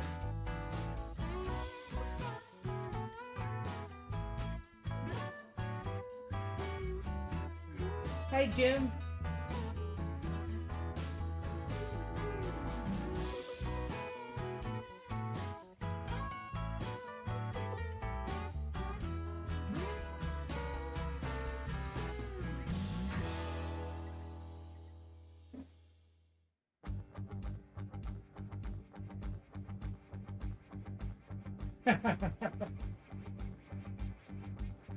That would be awesome, Peter.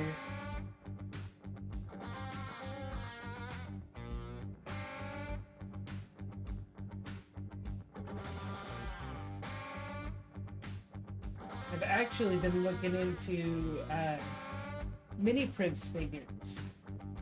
I just think those are so neat, especially if you can get ones of people you know. I think it'd be really cool to have just the whole family on the layout.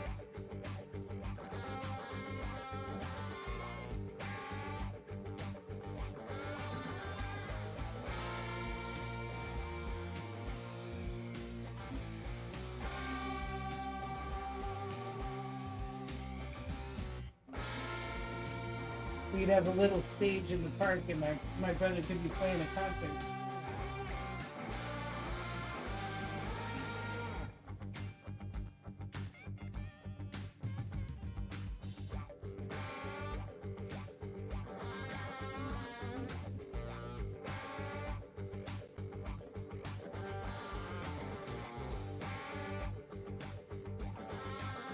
Thanks. I get these bracelets at the market in town.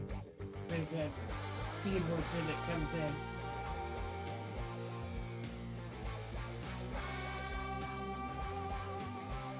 If I keep at it, I'll collect all the coats.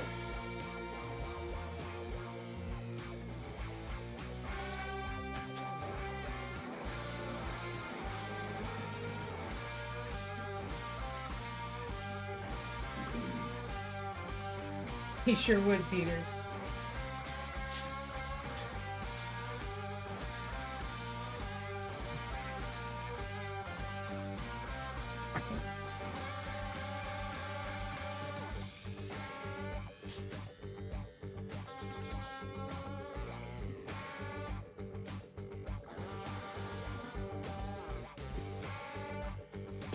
You're darn right I would.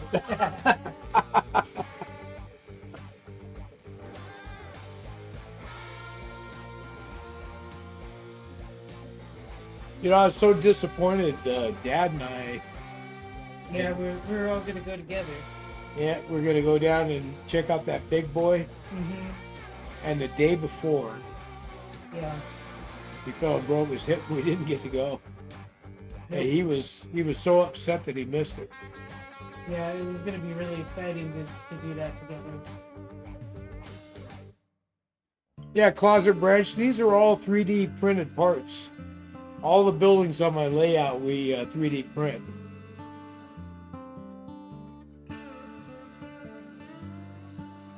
They just look good because Roxy's good at painting them. Well, you've got the 3D printer way dialed in at this point. Yeah, this thing is running great. It really is. And the big change was we changed over to the Cura slicer program. Made all the Right. difference in the world on this thing. Because before I was using the Creality Yeah. slicer program.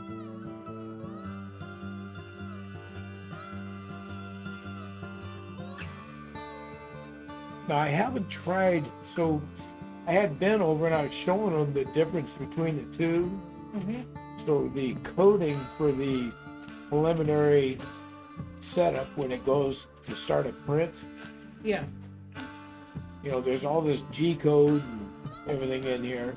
So I'm showing them the difference. And I said, you know, I know this G code right here, a G29, does the auto level. But on the reality, it doesn't have that code in there.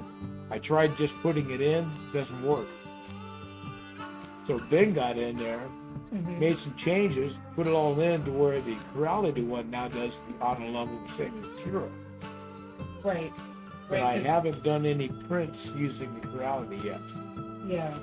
And leveling by hand is just a whole lot of work. It was a nightmare.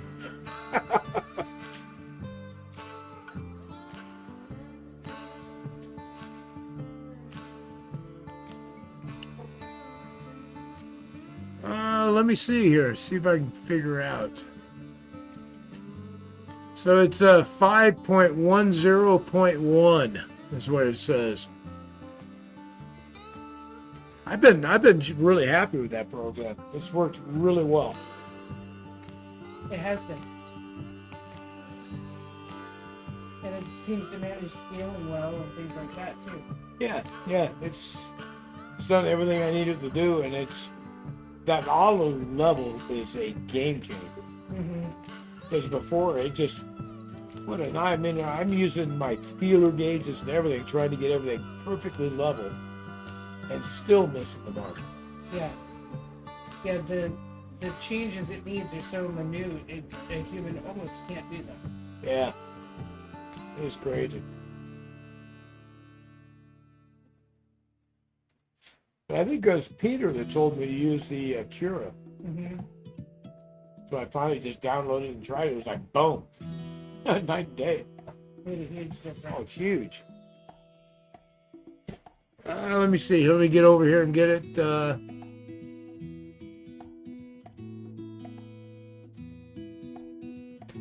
5.10.1.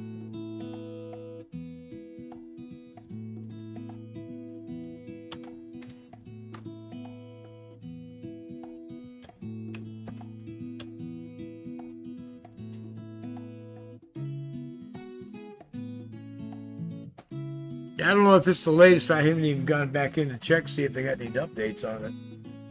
But it's just been running so good, I haven't been worried about it. I bet you that Ben turned on auto updates for you. Well, you might have, yeah.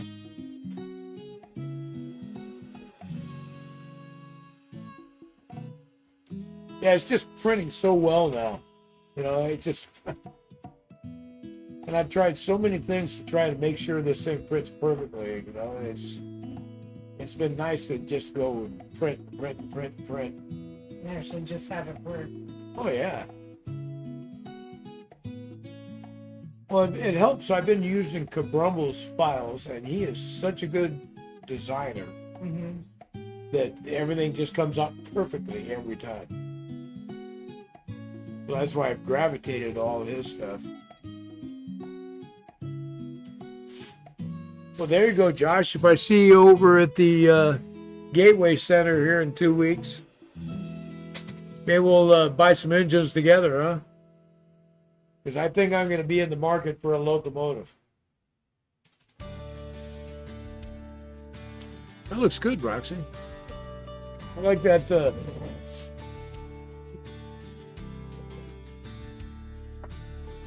it is with this. Change up here. Yeah. Looks awesome. So you're going to do like little different workings like you did here? Yeah. Yeah, we did the different breaks and then I'll come in and do a wash. Colors.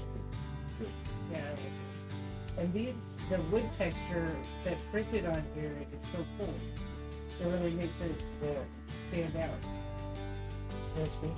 I really love the wood texture. It's super good. So that'll fit in good because we don't have a lot of hand stuff going on. Yeah. We got a lot of cool looking brick. And that looks great, Roxy. Thanks. Josh is looking for a Chattanooga steam locomotive. Cool. Yeah, so I was just telling her that, Peter. She is so good at the brickwork. She's really got a knack for this.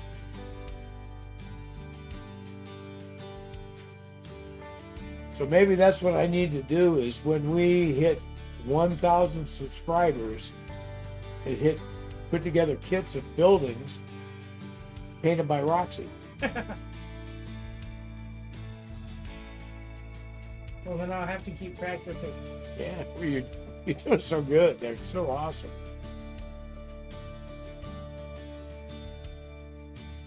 I'm sure these guys will be all interested in getting a building painted by Roxy.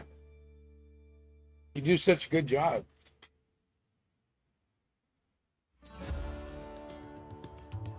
Maybe we'll do that. Then the second tier would be the Slumlord, painted by Steve. Then we gotta get it doing the graffiti. Yeah.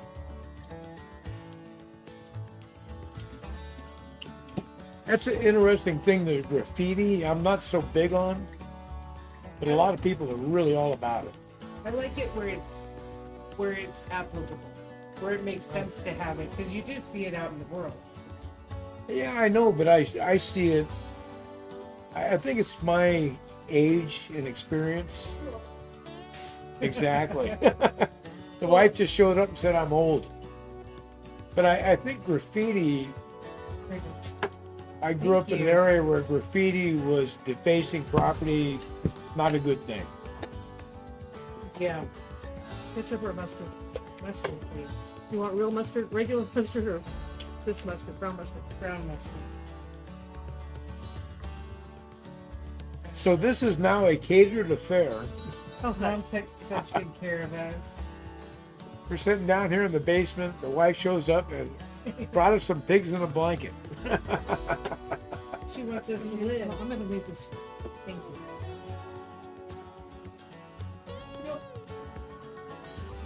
So this is awesome. Yeah. Thank you.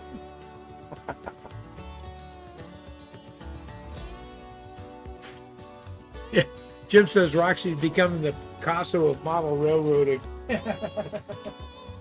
Picasso is accurate.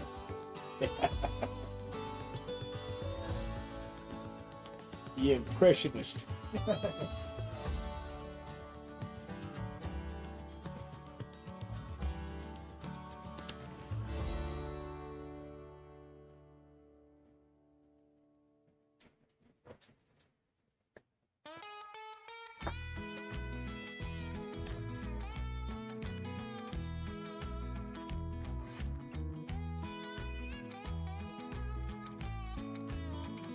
Yeah, I think I'd have to get my magnifying glass out to get it down. Well, it's funny, I keep debating on whether I should put my glasses on, but so far it's working out.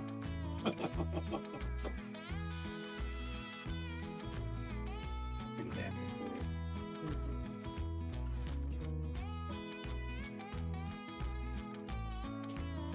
it. Well, I haven't either. I don't know where my wife got the idea, but I was like, that sounds great to me. Bring them on. We're not complaining.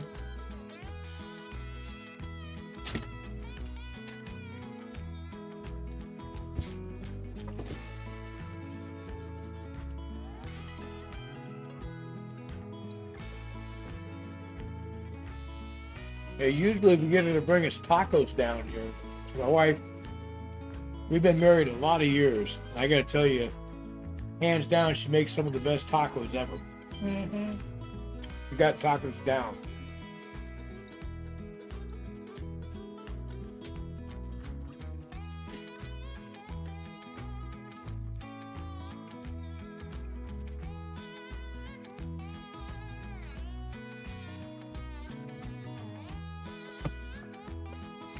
All right, Roxy, I'm jumping off you. I got to see what the trains are doing. You better.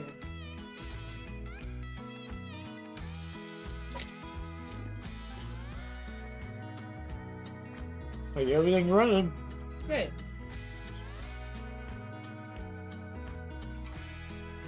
I'm gonna have to look at that one turnout and try to understand why did that one side lift a tiny bit. Could it have something to do with one of the other cars trip things hitting things? I don't think so, because I went in to look at it.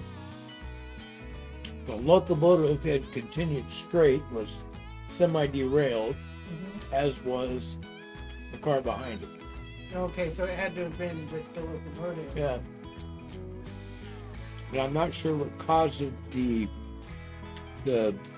pin to, or the turnout to be uneven like it was. Right.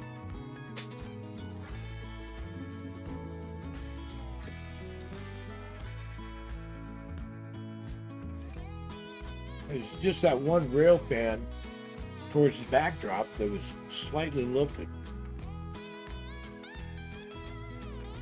It just looked odd.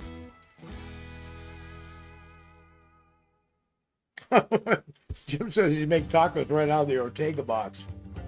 There you go. You know what? I've never met a bad taco. But I have to say, I have to go home to get the best ones.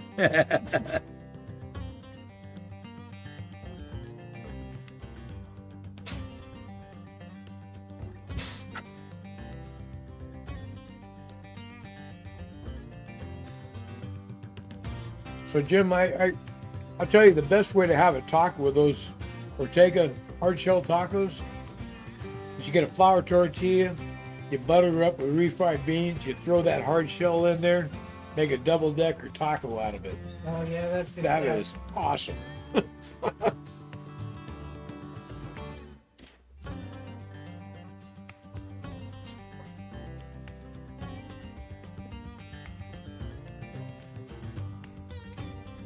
Hey Jeff, glad you make it back, bud.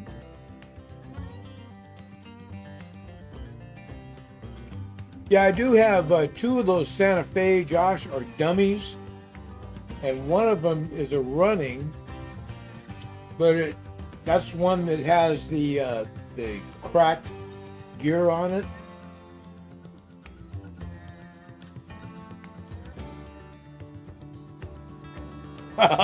Jim. Jim says wife won't let him have beans. She's smart.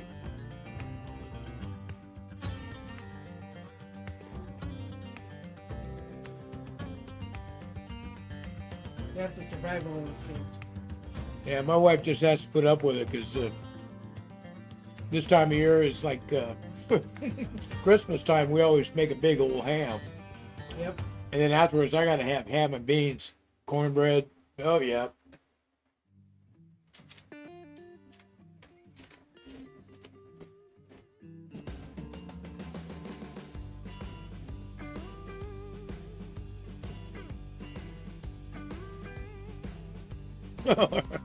Jim says, well, there's something about green clouds in the house. I don't know.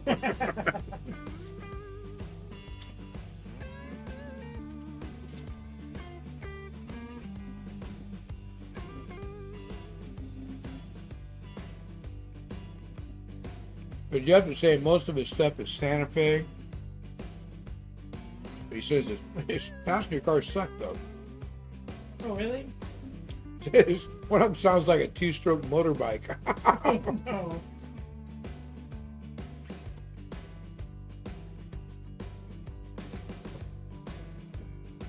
Well, Josh said that. It sounded So he's got the same problem I do with the one local he has a cracked gear. Oh yeah.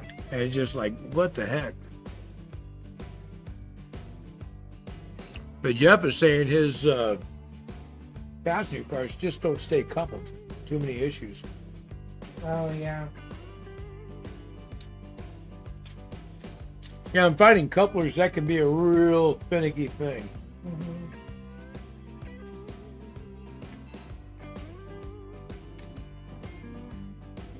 Yeah, in the long run, you ended up changing all of the couplers and stuff we have, right? Yeah, all the ones we're running now, I changed all those couplers. And they're all number 5s and number 148. And that just depends on which box collar I did, or Mm-hmm.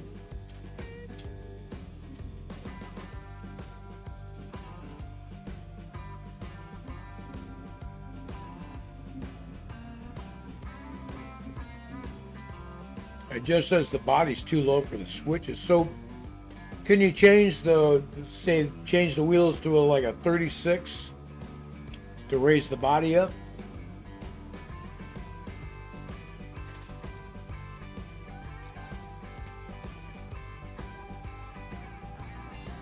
Because I've heard that, because like on box cars you use a 33-inch wheel, Mm-hmm.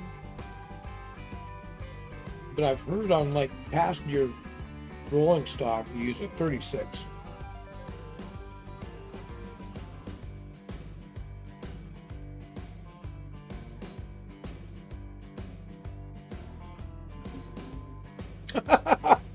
Jim, he's my guy. I can say this says the tunnel leaves the layout. And if you have a flat car in the rolling stock, a small fridge opposite the wall, you could have a beer delivered to you. You're right. My guy.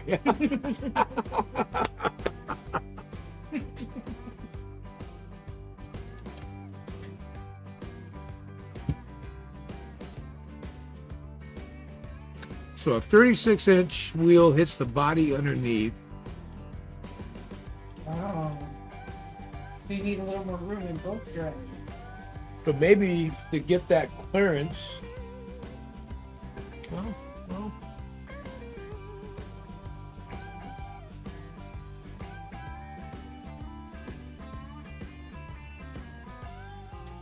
there you go, a logging car loaded with cigars.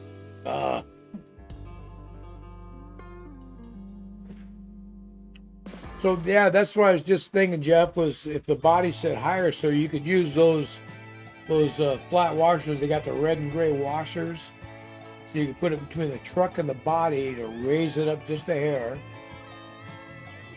But then, because of that, you would have to use an overshank coupler, because now your coupler's going to be high. Right.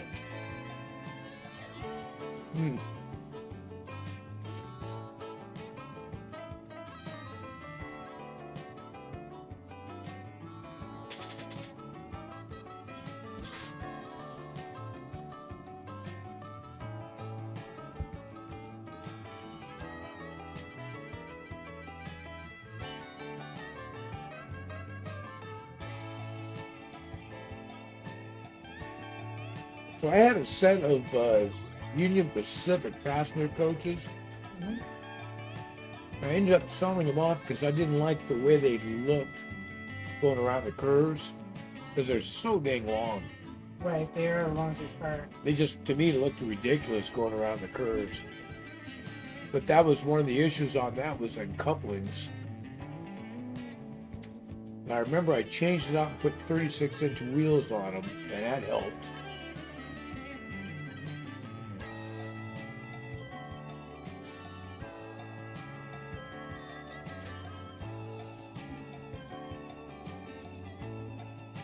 Oh. I'm trying to remember if I did anything with the couplers after that. I don't think I changed the couplers at all on that. But if you changed all the cars in front and behind, the couplers would still All matched been the up. same, yeah. Yeah. You might have had to if you were hooking up something else to it.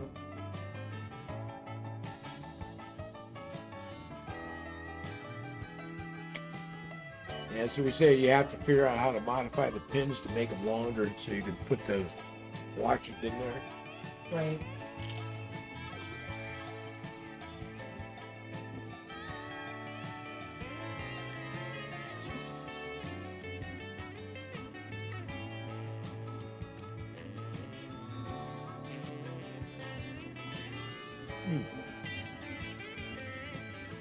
So Peter's been slowly replacing the Rapido trucks with Bachmann N scale. They seem to work with old cars and the ones he's printed.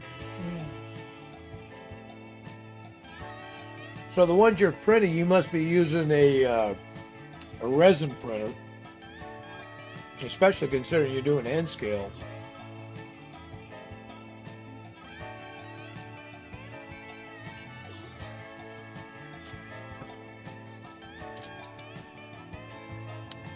Yeah, we're planning on coming up to that Christmas display in December, Josh.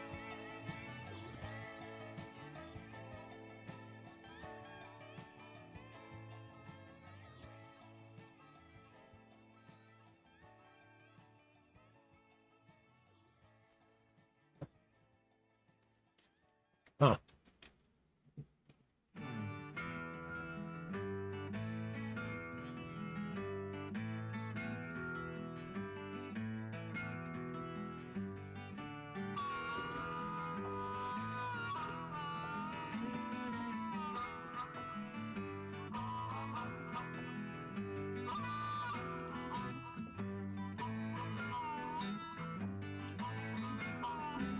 So Jeff, do the trucks, are they the ones that's got like the you take the trucks off, they got the little plastic part that sticks up, you got to kind of pinch them together to drop them down, and they just kind of snap back up in there?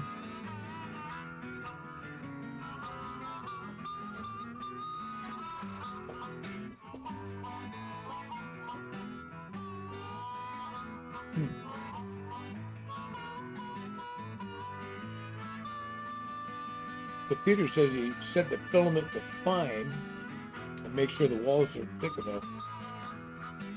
That surprised me. I mean, on the N scale, I wouldn't think you could print anything that would work well with a filament printer.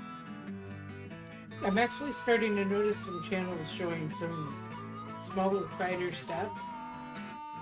Maybe it's time for me to step up my printing game. We should try some stuff out. It would be fun.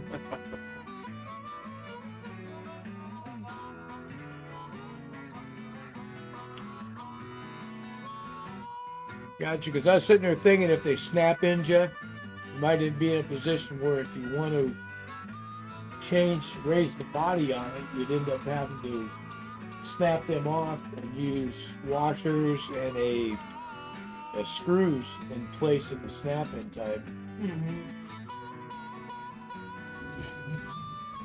Of course, that's an awful lot of trouble. I'm not sure I'd be willing to start chopping stuff up like that on a piece of rolling stock. It depends on how much you'd like the look of it on your layout. Yeah.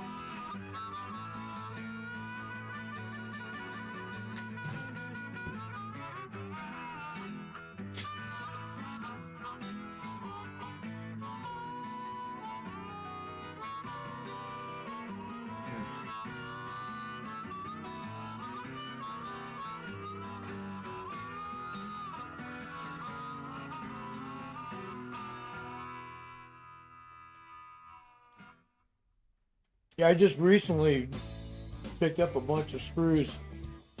So I went to my local Ace Hardware, and you know how it is, you go to the hardware store and they got an aisle that's just like tons and tons of nuts and bolts, and you got to really dig to figure out where things are.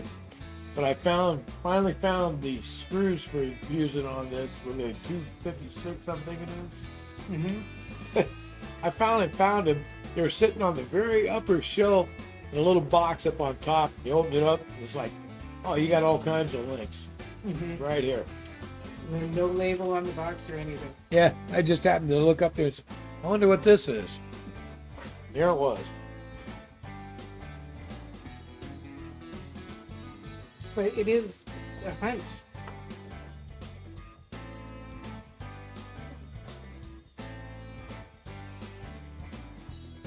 The reason I was looking at the hardware store, I looked online and I thought what they wanted for these screws was just ridiculously expensive. Mm-hmm.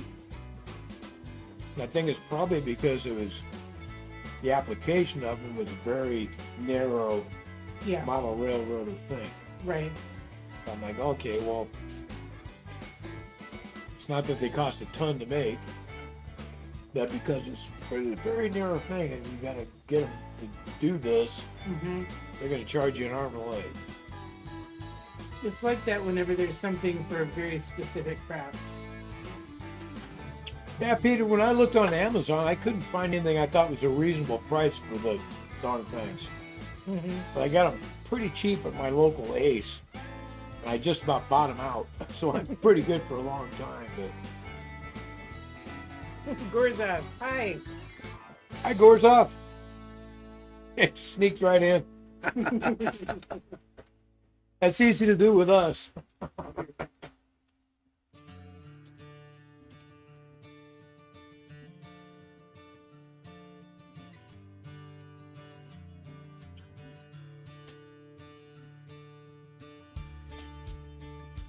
Let me see where my box of food is at.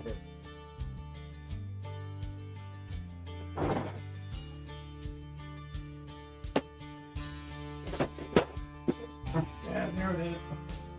All over the floor.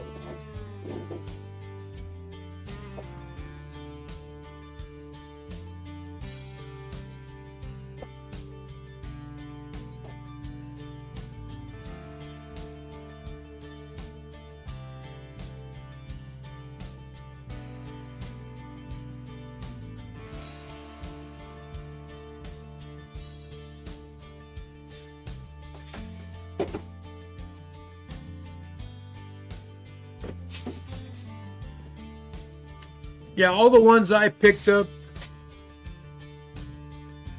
are all 256. I got 1/4 and 1/2 inch ones.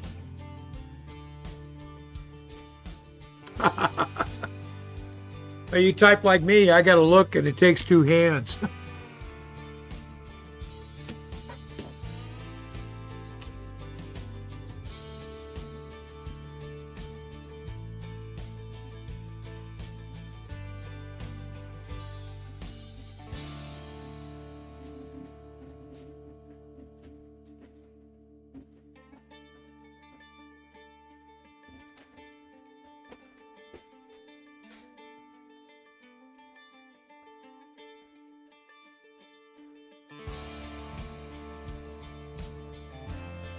Yeah, me too, Garza.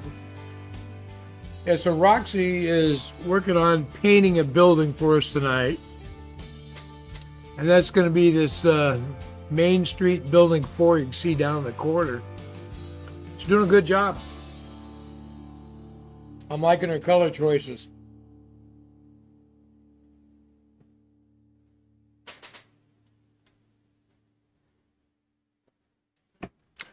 Yeah, it's funny you say that, Josh, because I went to the Ace here and I asked the guy very specific for a 256 screw, and they said, oh, we don't have anything that small. And I dug and dug and dug and finally found those that they had there. And at that time, I was looking for something else and just stumbled on them.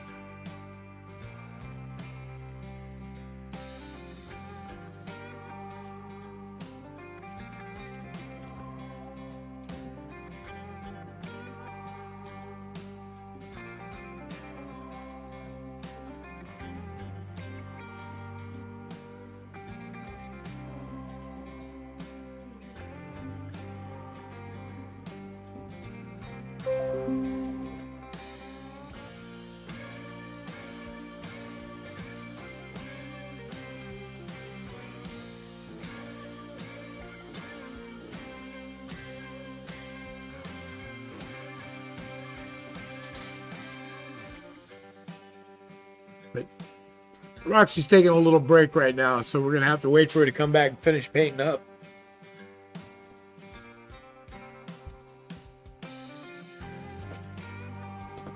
I'm a good dad. Every once in a while, I'll go ahead and take the shackle off her ankle and let her run up to use the restroom, go have a smoke, whatever. As long as she promises to come back.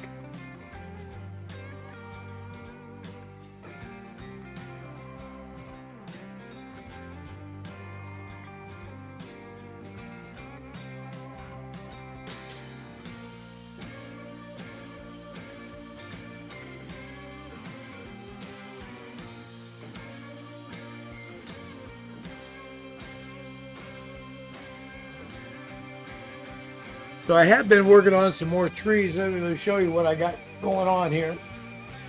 Let's see if I can get them for you.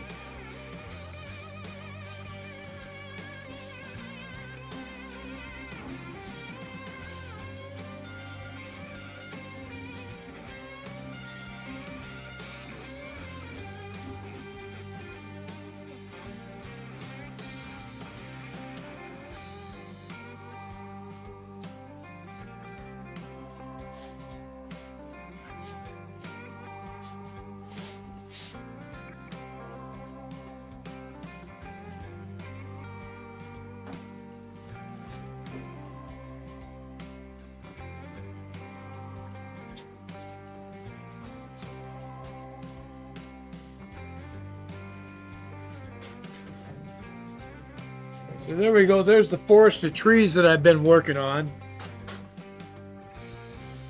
Still got a ways to go on these, but these are the furnace filters.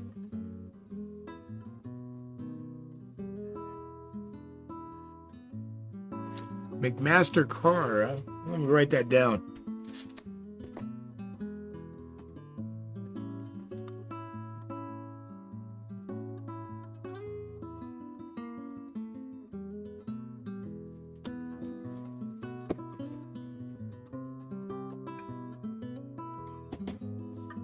Yeah, I've been having I was having a heck of a time trying to find the darn screws at a decent price. And the stuff I kept finding was like, you got to be kidding me.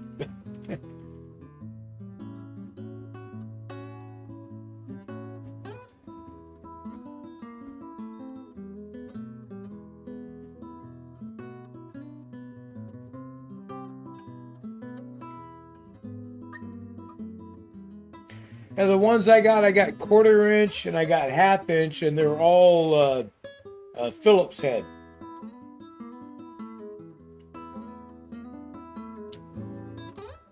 Now, all these trees that I'm working on, these are all going to be Doug fir, and they'll all be between 60 and 80 foot scale feet,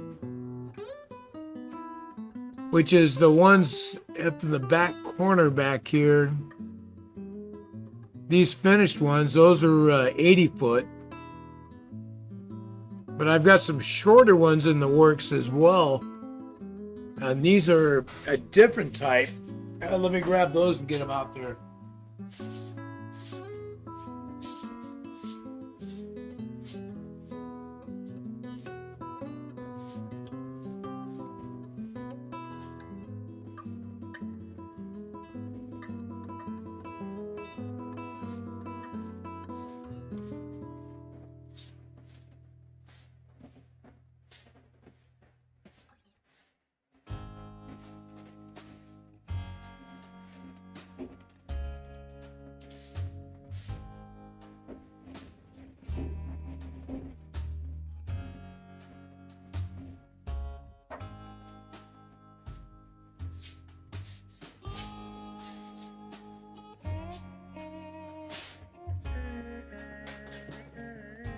Yeah, that light kind of washes that out. That little shorty there, that's made with a sisal rope. Kind of the same thing.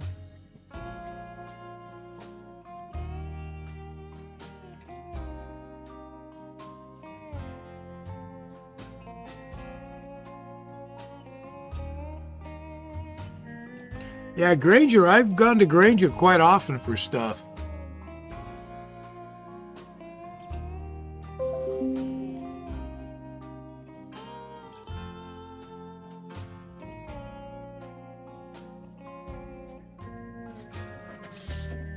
Yeah, so those screws, I use them for mounting trucks, and I use the shorter ones for mounting coupler boxes.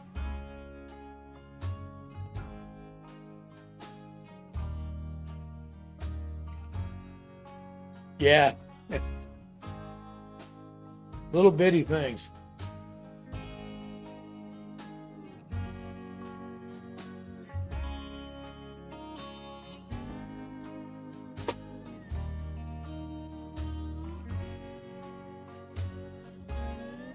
So I'm working on putting a couple shorts together on how to make these trees. So hopefully I might be able to get them done and out this week.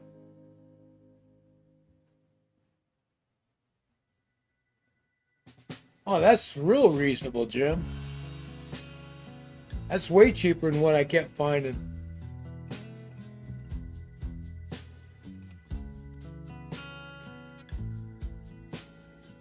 That's a good price. That's less than I paid for them over at Ace. Trying to remember, I think I paid 20 cents each for them. 15 cents, something like that.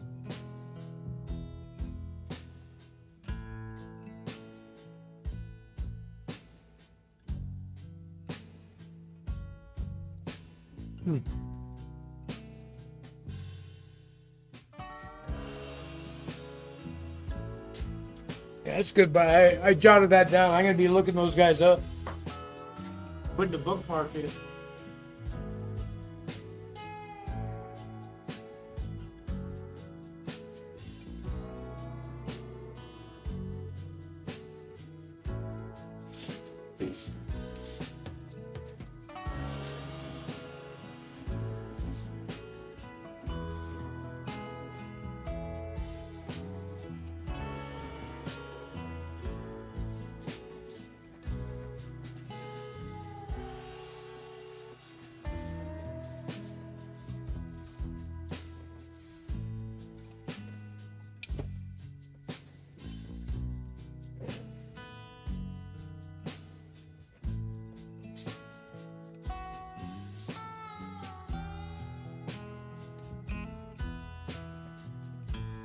Yeah, I think if I lived out in Hawaii, Peter, with the logistics you got going on, I'd probably have a heck of a stockpile of stuff.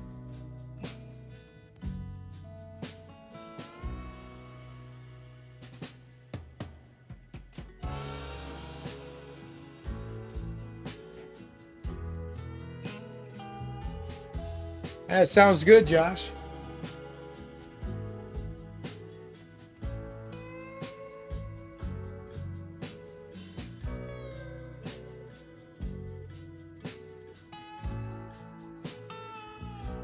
Elmhurst. Okay.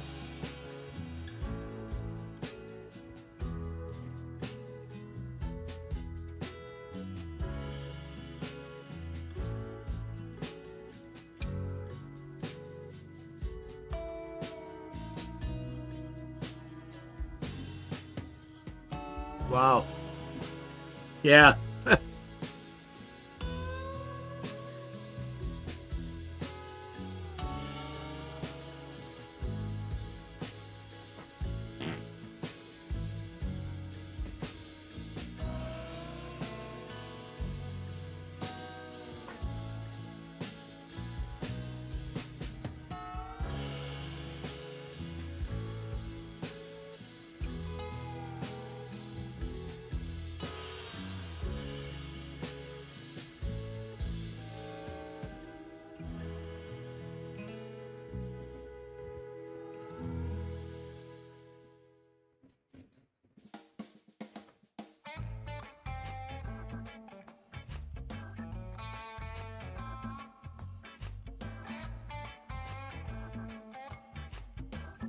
Mm.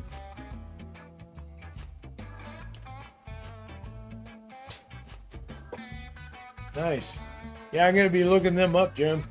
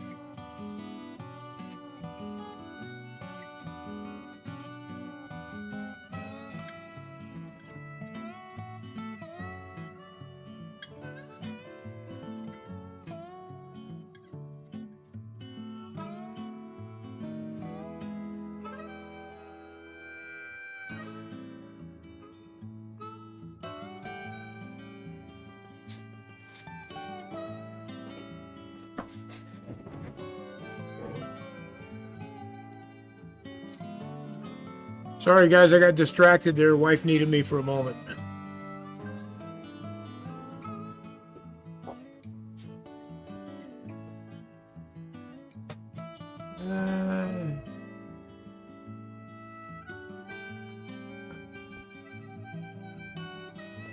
Oh, you had an insider tip there, Jim. He used to work at an electric motor repair shop. That's how he found out about the supplier for the nuts and bolts. Oh yeah.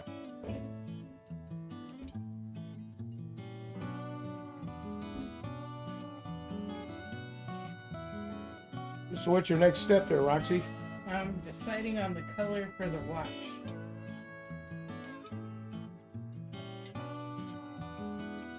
Well, I would think you got 10. Probably just go with a kind of an off-white or something like that. Yeah, something like that.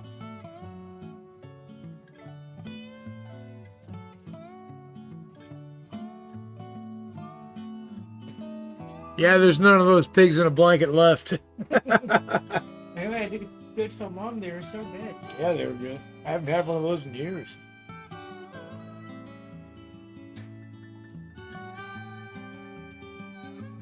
Yeah, I would think a white or a off-white might be good for you.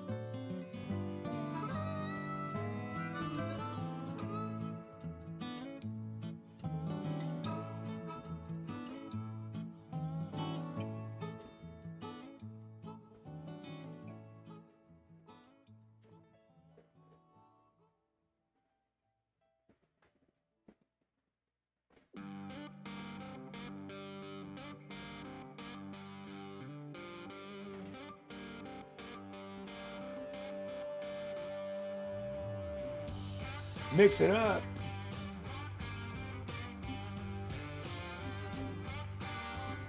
Use the same brush every time when you do the wash? I do. This one's really fluffy, so it kind of holds on to a lot of the liquid. Yeah, It makes it easy to disperse it. Nice.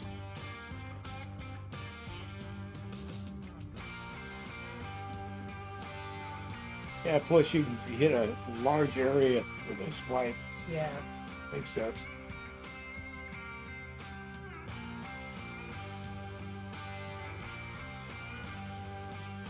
Is that the marshmallow? This one's antique white. Antique white. So it got less of a brown to it than the marshmallow. Yeah. Okay. Yeah, the marshmallow I used on these lighter Okay. areas, so I thought I'd change it up. Yeah, I thought that color is appropriate to call it marshmallow because it looked like toasted marshmallow to me. Mm-hmm. If you don't burn it, fling it across the Yeah, campfire. not the flaming black ones.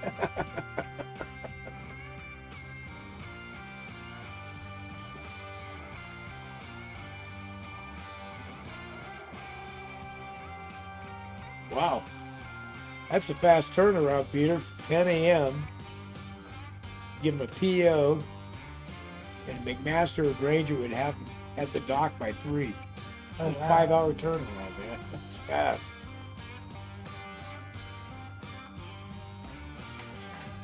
Just when they got some dude just sitting in the warehouse waiting for Peter. Mm-hmm. Gonna jump on his vest and bring it right over. I can't wait to see what you got. We'll lift it. Oh yeah, look at that. I'm modeled.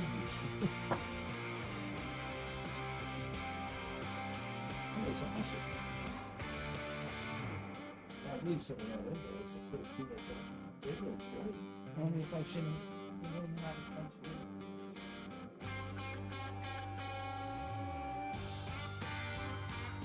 Yeah, modeled up really nice. When you look at the one right above it, Yeah, it's a big difference. yeah, it does make a big difference. It's got just right. That's good. And you got this technique down, Roxy. That looks so good.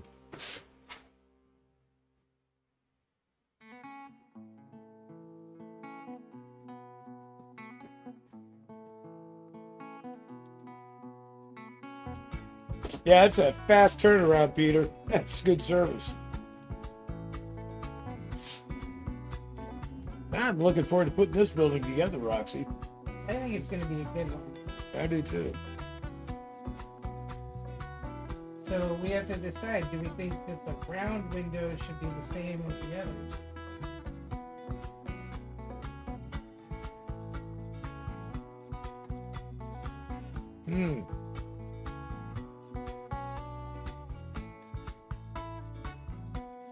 So Roxy's trying to decide on colors for trim.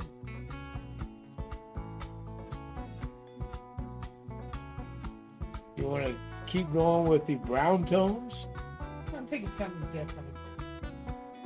I was thinking we should go, and these tones here, I think might go good with that moss chalk paint. Oh, you're right, yeah. Because these are all kind of muted. I think that might be a good choice.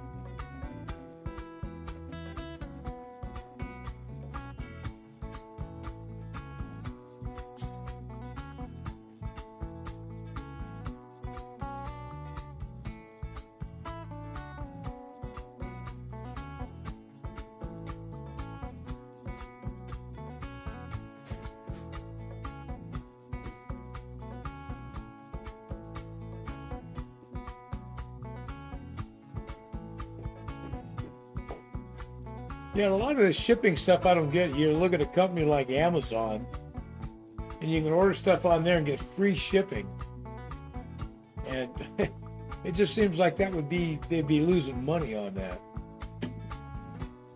I think they get special deals because they're shipping so much. Well, even with special deals, I think about the amount of money I pay for a Prime subscription and how often we're ordering stuff through Amazon.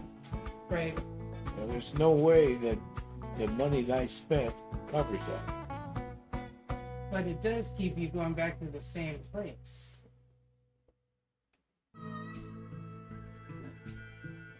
When you need something.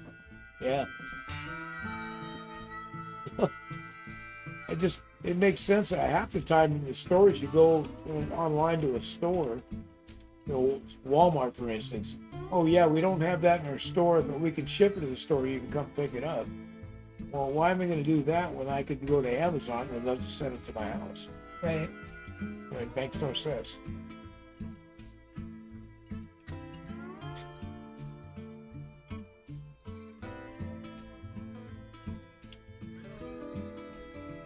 Yeah, so Peter says Amazon Prime's the thing there on the islands.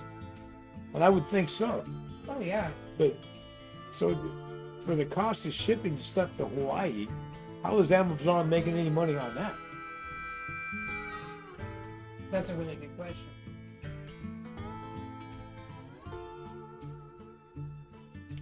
Wow, same day delivery? I don't think I've ever gotten same day delivery. I've gotten next day and just shook my head like, wow.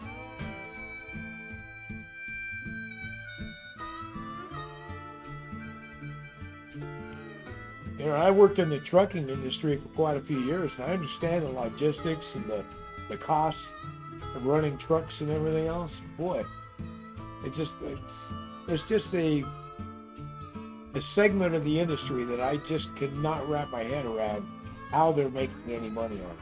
When it's free. Yeah. There's a markup somewhere that covers it though.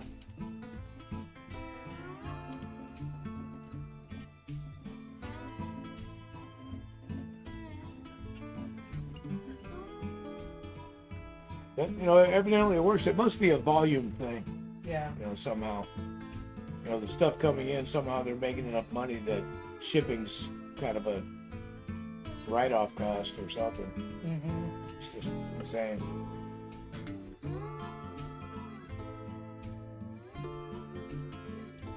And I think a lot of these other big box stores and stuff are trying to compete against that. Yeah. But you know, they really missed the mark. Is why would I want to order something, have it sent to your store, I can go to your store and pick it up, when I can do the same thing and have it sent to my house? It just doesn't make sense.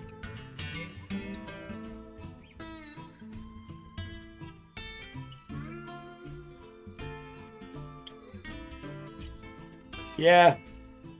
Well, it's usually because most of the time Josh is coming through off of eBay through UPS. I notice their tracking seems to be all over the place.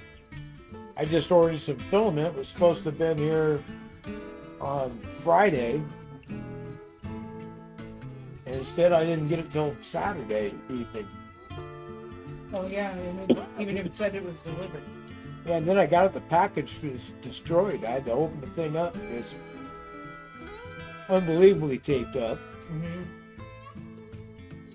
I wanted to make sure that the filament was okay, but boy. I am surprised it was okay with how beat up the package was. Yeah, it was too. Those spools are plastic, and I expected the spools to be all broken, and Mm-hmm. which would have been a problem.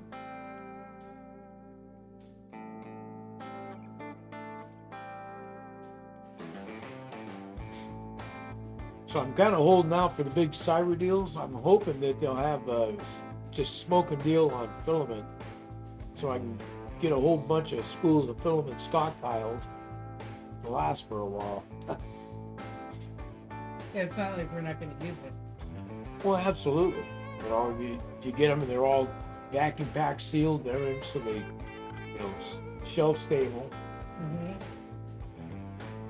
Mm-hmm. And this dryer I got, I can get a spool even if it's sitting down. I can throw it in there. A couple hours later, man, I'll have the humidity on those things down to 14, 15%. Mm-hmm. And it just sucks it right down. I'm afraid of leaving them in there too long. Right. Yeah, what if they become brittle when they're too dried out? Yeah.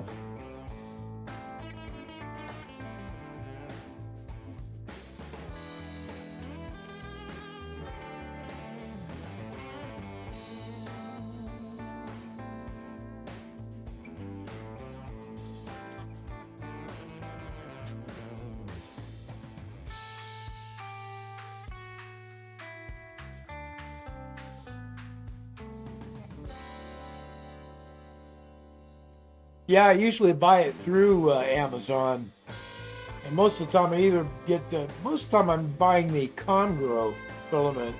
I get the best deals, and it prints just fine.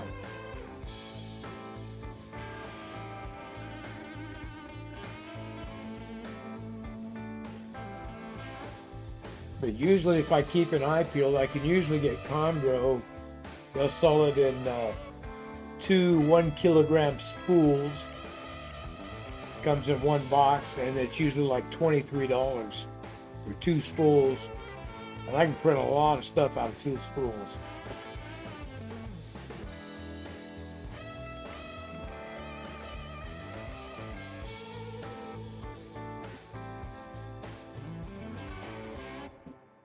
In fact, almost all those buildings that are sitting on the peninsula now, all the flats, Mm-hmm. came out of 1 spool. Really? Yeah. But we are getting a lot further than I was thinking. That's good though. Oh yeah. Well, I got my second spool going now. But I mean, most of that was all off of 1 spool.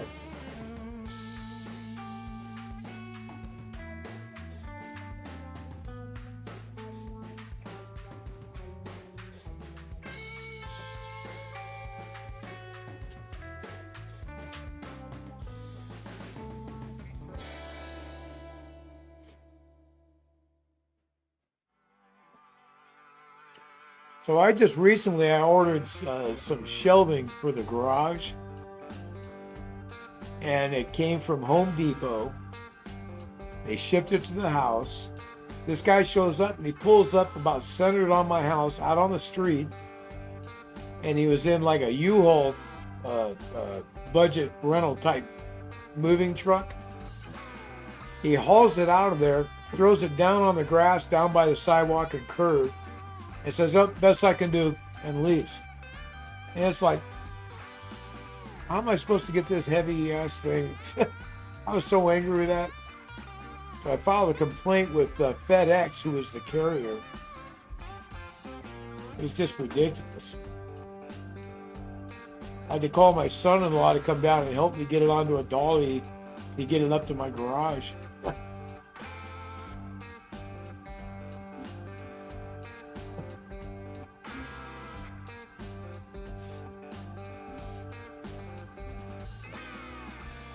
Leaving it down by the street here, that's what everybody here does when they're giving something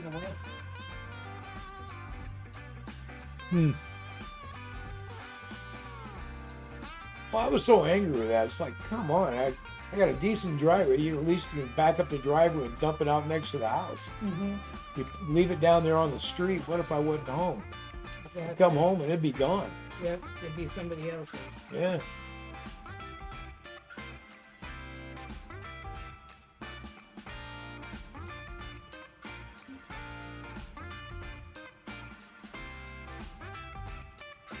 That was good info, Peter. We were talking about decals. He uses a wet side laser paper from Amazon. He said if he doesn't need a clear paper, he just use plain paper. And Mod Podge glue it down. Oh, yeah.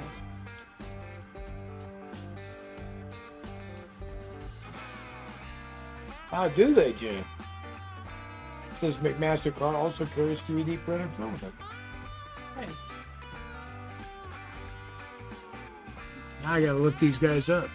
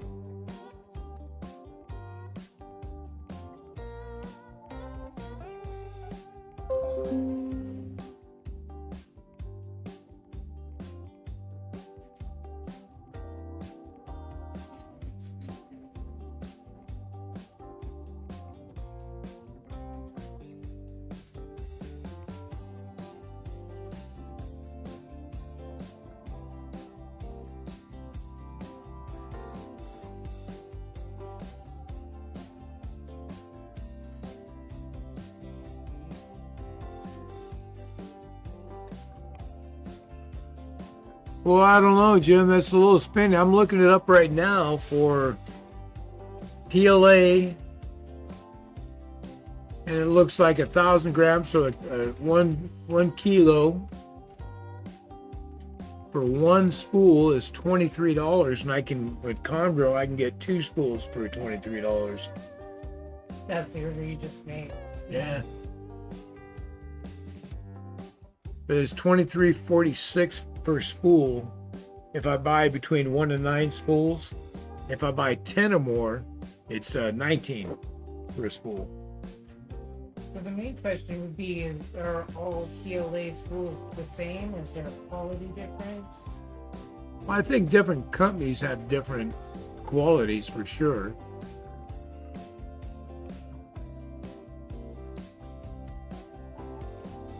You know, because there's generally it's a 1.75 millimeter diameter. Mm-hmm.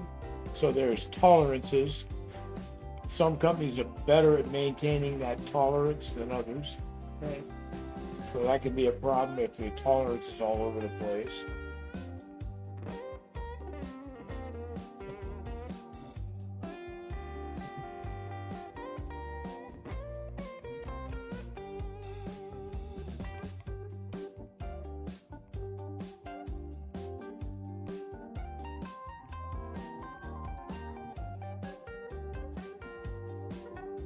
Yeah, it's a bit spendy for the filament. Yeah, Harley, I think maybe sometime down the road we'll go DCC. But I went with DC because I already had some DC stock.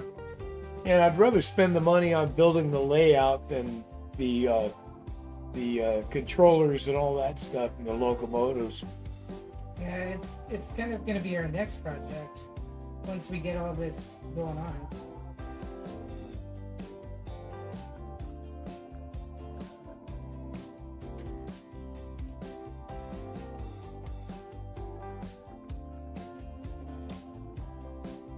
Oh, I did get those links, Peter. I did get those links. I appreciate that. Thanks.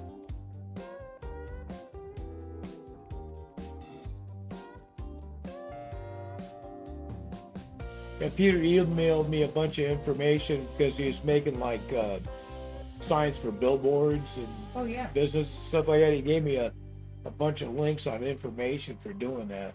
That's going to be so neat. That's what I said. That's super helpful. Yeah.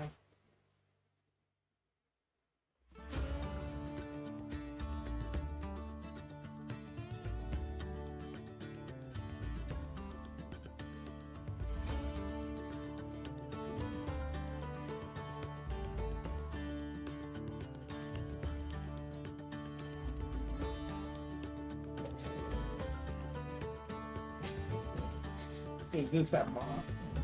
Yeah. Oh, that is nice. Yeah, it's a good green. It's got a good.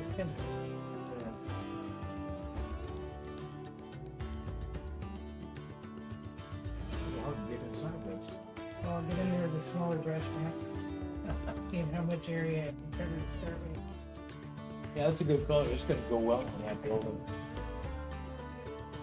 Moss green.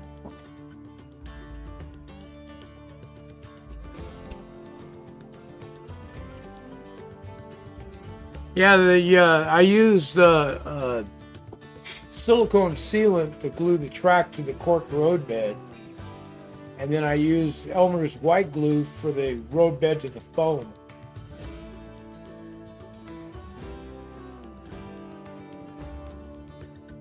But I like using that silicone sealant on the track because if I need to peel the track up, I can get a trowel and I can just go right underneath and pop it right up.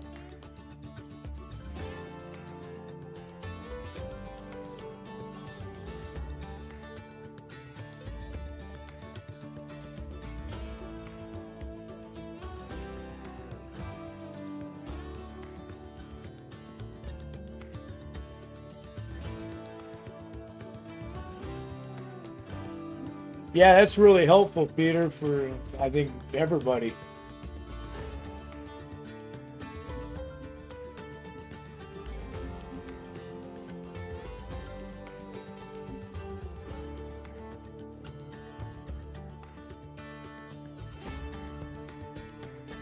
Yeah, I think there's a lot of dudes that do their track. They do the homosote, and they just pin it down with track nails. But this is our first layout, and this is, something we made a decision on early on. And it's worked pretty well for us. And I like the fact that I've had to make some adjustments on the swing bridge. Mm-hmm. So it's easy to get underneath there, pop it up, do any shimming or adjustments I need to make, and be able to tack it right back down. So for the swing bridge, it's worked well. Yeah. So I know on the last thing, what everybody just saw in the short that came out today, you had to go back on a little bit of the cork to get the new piece in. How did that go? Was it hard to lift up after using the white glue? Yeah, I kind of dug up the foam a little bit, but what I found out afterwards, because I was like, I thought this stuff was supposed to come up, that I should have, if you get under a little bit and you spray it with water, okay, it'll kind of get that glue reactivated and you can slide right under it and pick it right back up. But it wasn't a problem because, even though I dug up the foam a little bit, right, I just used some plaster, just plastered it right back with the putty you use for drywall tape. Yeah. Drywall. Mm-hmm. Yeah, I just plastered some of that in there, cleaned it right up, then laid the cork right on it. It'll look that fun. Yeah, because I did that and then painted it again and corked it. Yeah. Oh, thanks, Harley. Yeah, it's been a big learning experience. You know, we're going along, we make mistakes and we learn from them and do something different. A lot of people have given us a lot of great advice.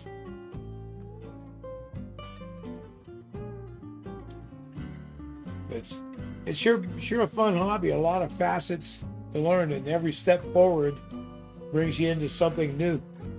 I think without everybody's help, we wouldn't be half as far along. Yeah.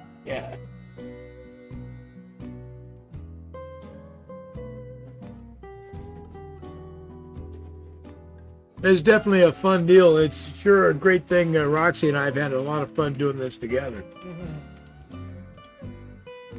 So it's kind of nice. We get to, here lately, we've gotten to where it's every Friday and Saturday. We get together for a few hours each day, work on the layout. And then, of course, Sunday she comes over. We do the live show on Sundays. So, and unfortunately, she has a husband that's so understanding. He doesn't mind so much her coming over and spending time with me doing this stuff. Yeah. He's a good guy. Of course, he's also my IT guy, so I got to be nice to him. So. Well, he works for Smoked Turkey. Yeah. I'll be smoking a turkey for him here in a couple weeks.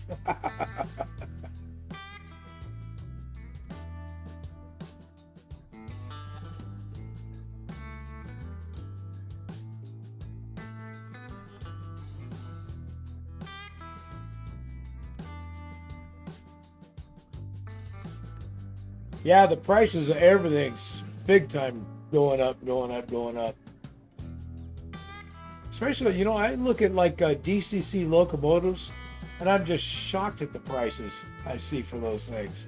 Brand new ones, like, It can be oh my God. For that kind of money, I could do a lot of stuff with this layout.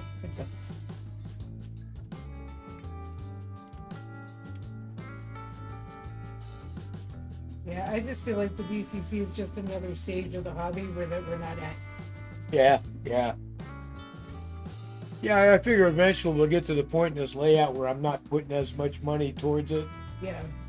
And then we can start looking at, okay, maybe we can go DCC and I'll set this up where I can run DC and DCC.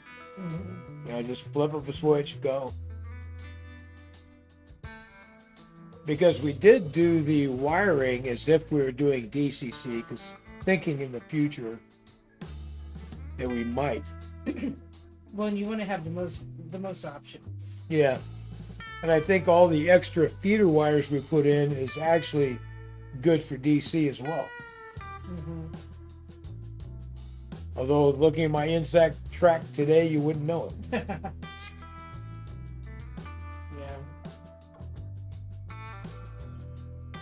But yeah, all along we've been looking at this layout that somewhere way down the road, we're probably going to want to do DCC.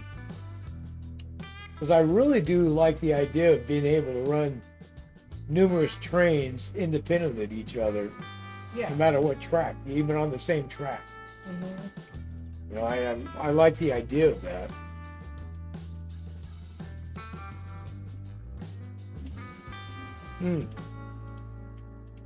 So Harley's converted to DCC, but his turnout motors are DC. Does that affect the layout? Do they have to be the same? No, I don't think they have to be. Oh. I think it'd be no different than, so our plan to run motors for our turnouts, Yeah. we're using tortoise switches. Right. So we're going to use the power supplies that I got off the computers. Mm-hmm.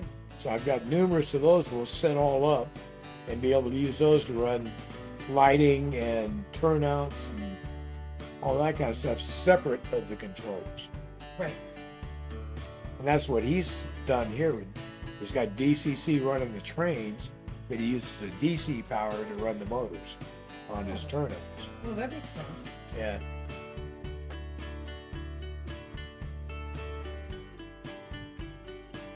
I've never been super up on, a lot of the wiring intricacies, but I found it really interesting in this aspect, figuring out the wires like that, figuring out the micro switches and how to isolate tracks and use micro switches with the swing bridge.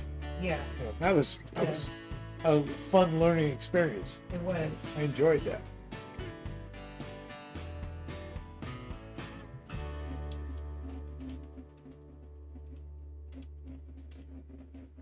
Wow.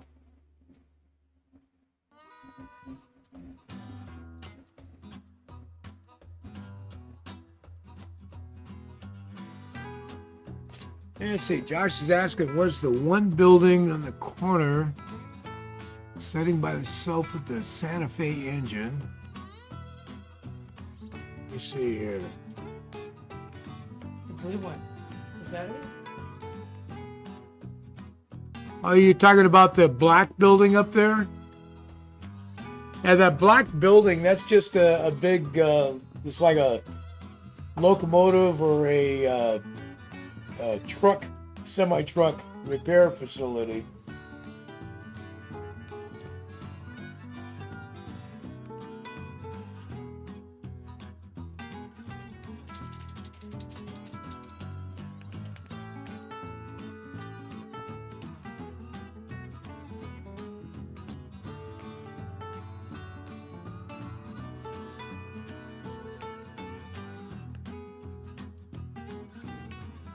Yeah, I've been seeing a lot of people going to that JMRI. It's a computerized Oh yeah. coding and everything. But that's Ben. It's beyond. That's so beyond me. All that computerized stuff to me is like crazy. I think I would need Ben for doing that. The Arduino and Yeah. all that kind of stuff. It's like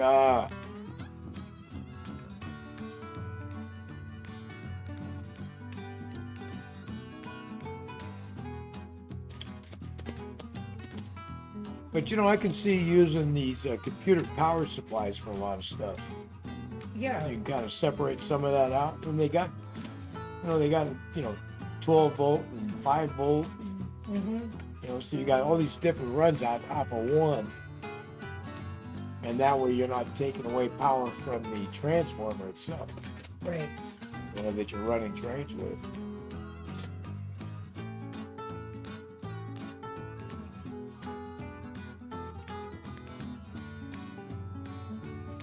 Yeah, I'm kind of the same way. I eventually would like to have this set up with a control panel for all the switches. The control panel kind of has the layout laid there, so you got to switch where all the your turnouts are, and just flipping switches and lights. And I think it'd be pretty cool. Yeah, I'd love to try to build a day-night cycle into the layout. That's a big layout, Harley.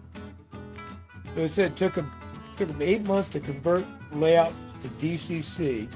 The layout's 50 by 32 with a 50-foot staging below. Oh, that is a lot of work. That's a big layout. This one here is 16 by 15. You think that? So it's like That's amazing. twice as wide and 4 times as long. Wow. That's huge. That's got to be something to see. And multi-layer. So you got one layer and then you got staging below. Oh, nice.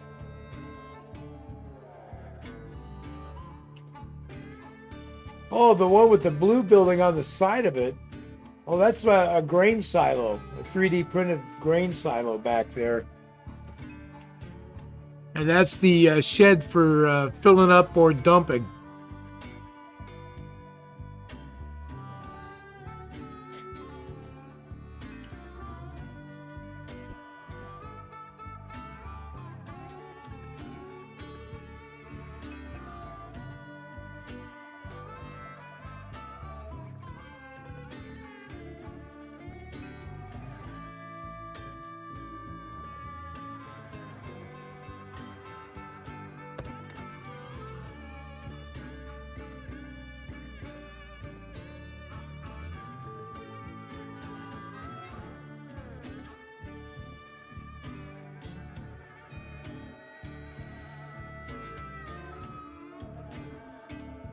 So when you converted, did you have to go back and put a lot more feeder wires in and you run blocks?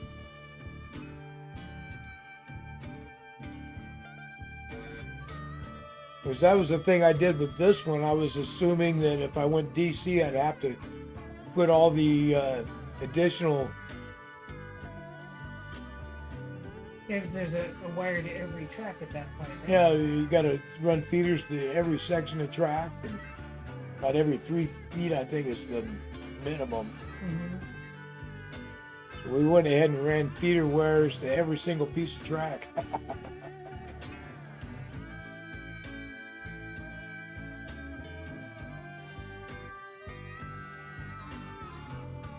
Which was fun in itself because I wasn't very good at starting when we started.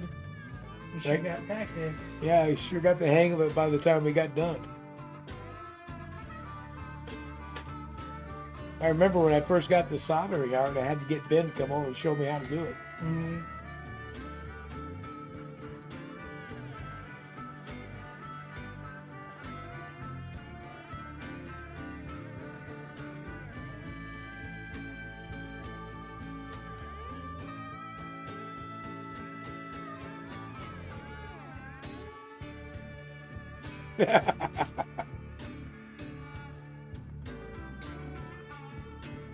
So yeah, Peter, I think I was fortunate because my son-in-law working in IT, the place that he was working on, they were always junking computers. They didn't want to spend the money on upgrading, so they would just toss out computers and just scrap them. So he was pulling, useful parts like power supplies and memory sticks and things like that out of them and stockpiling them up there for later use. I was able to salvage a bunch of power supplies for me. So I've got like 6 or 7 of them over here.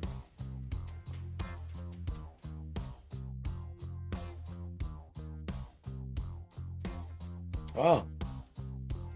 So Harley, he did his feeders, he did them on the joint plates. Oh. On the joiners. Mm-hmm.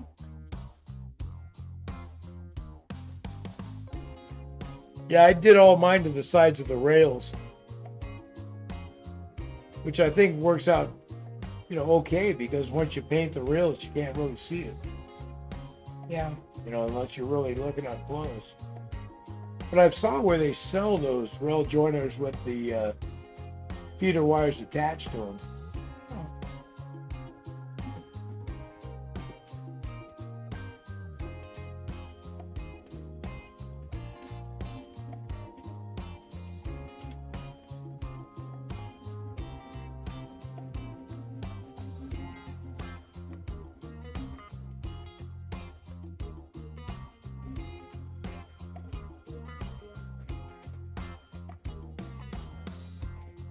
Yeah, I did. I did solder the track.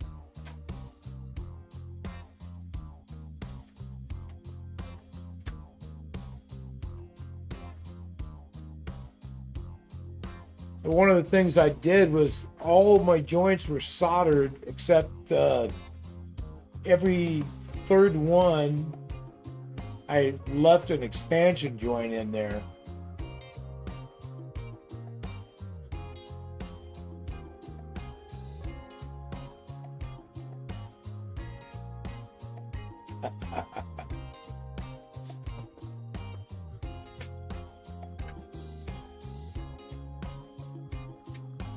The UP stop?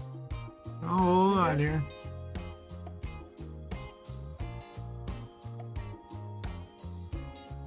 It sure did. Josh is monitoring for me. How about paying attention? Good eye, Josh. Yeah.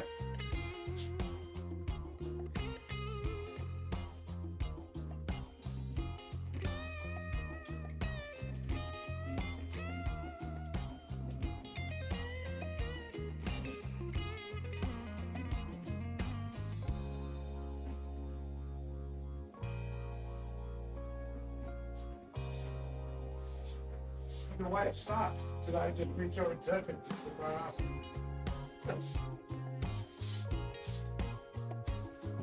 Good eye, Josh. Yeah, it's haunted these days.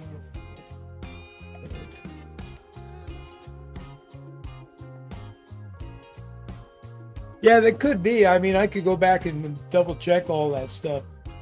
I think after tonight, maybe tomorrow, I'll swap those transformers around. So that way I can check the voltage on it and the current on that track. See if I can see anything going on there.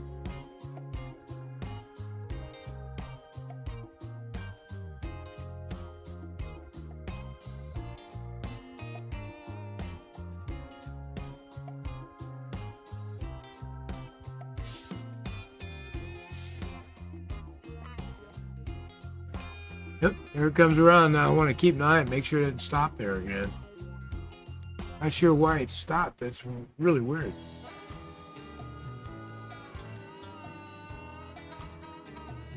Cruised right on through.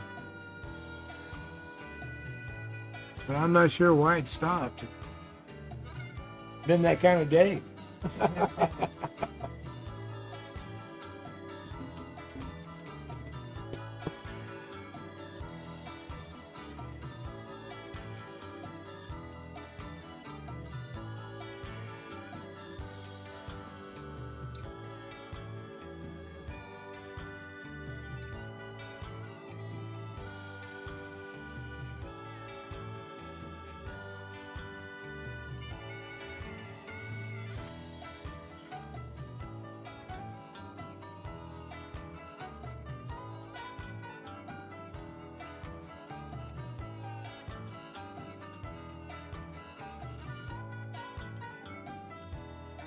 That one piece right there, that's the roof? The one I'm holding? No, the one by your hand there. Yes.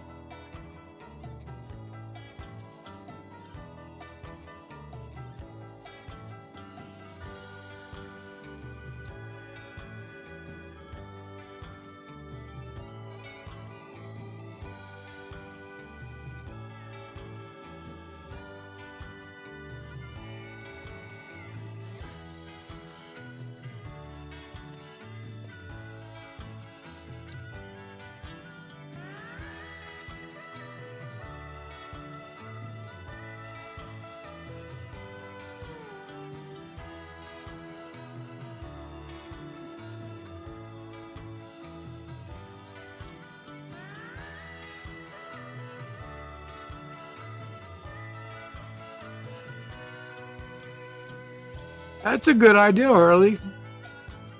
So he converted a little weightlifting bench into a creeper for under the table work when he has to get up underneath and do the work. Yeah, That's a great idea. Yeah, that's what I find really hard to do too.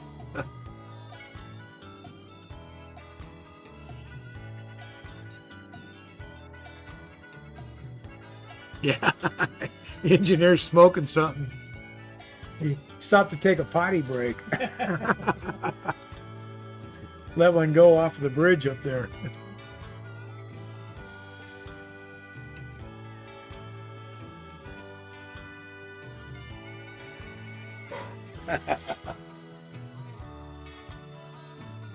Yeah, it's just been that kind of day, you know. Trains will stop at weird places like, why?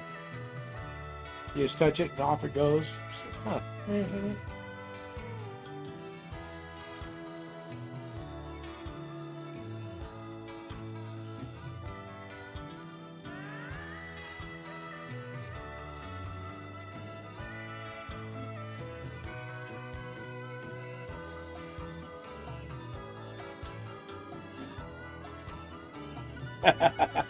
It just says, yeah, when you gotta go, you gotta go. That's how it is.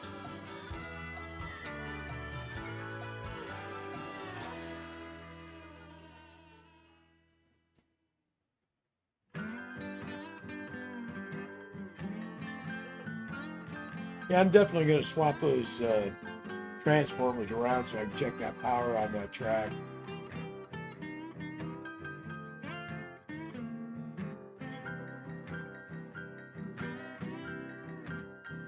And I might have to check the solder joints Mm-hmm. and the feeders and everything. Right. Which doesn't sound like fun. No, that's going to be a project.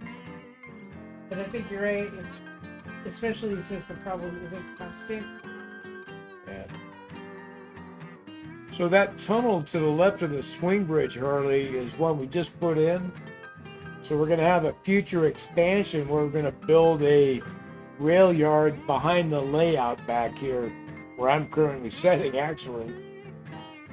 We thought it'd be fun to have a layout set up to where you drive off the layout, go into the yard, you can swap trains around, and then come back in on the other corner, come back into the layout.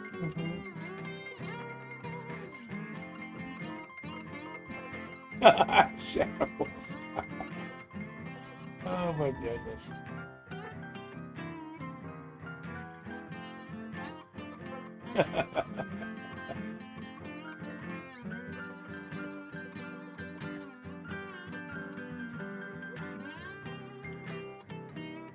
Yeah, I thought the neat thing about that idea, Harley, was that it'd be kind of cool to have a train going and it looks like it's actually going somewhere. It leaves the scene completely, and then it comes back later and re-enters it in a different place. Maybe even with different cars, like it drops them off. Exactly.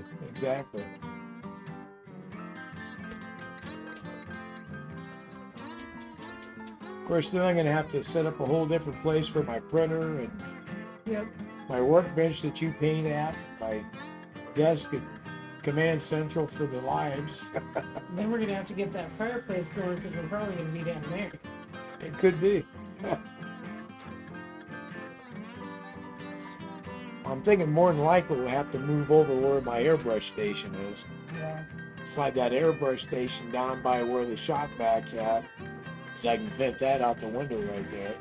Yeah. But we'll probably set up over in this area.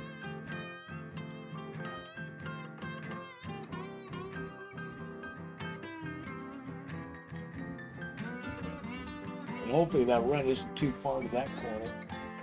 Yeah. But you know, I was talking to Ben about that, and I asked him, because you know, we wanted to put that very far corner over there, but it's too far for a webcam. Yeah. Because it degrades traveling back. Yeah. So I asked him, I said, well, right up here in the middle, if I got a power socket, if I ran the cord from the camera to come into a powered USB, and then had it exit that powered USB over to the computer here, would that take care of that? Because absolutely, Oh, okay. more than likely would. Yeah. So I'm thinking at some point, you know, I've got enough of these HDMI cables. We'll hook up an HDMI and we'll put that powered hub up there and see if that would run a camera. Yeah, that would be great. So I'm thinking next month when the cyber deal said I might be able to pick up all the stuff you needed for the upgrade for the computer. Right.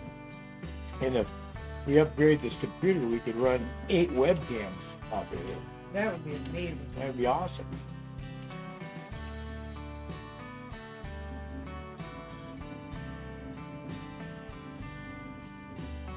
Because if we could run that many cams, we could be doing repeater hubs. You know, we could set some nice close-up angles and stuff. We might start coming up with ways to kind of incorporate the camera into the scene so it's not real obtrusive or anything, but Yeah. that way it's right there and stuff's going by and we see more detail of it instead of such a far back look. Because there's some, Well, especially as we're getting these sceneries started. I know.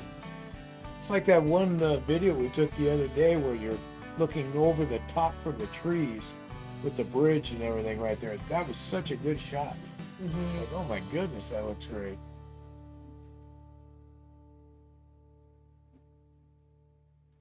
Yeah, there you go, the sky cam. Jim says we need to put a cam on a cable like the NFL. That would be awesome.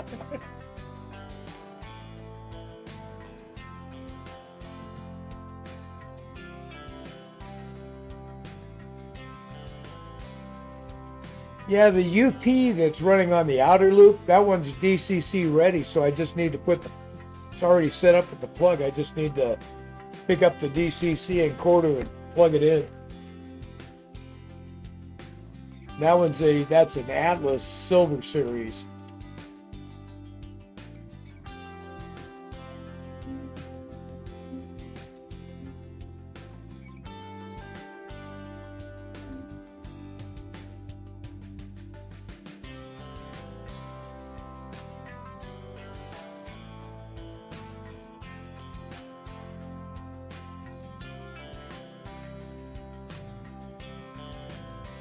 It's looking pretty good, Roxy.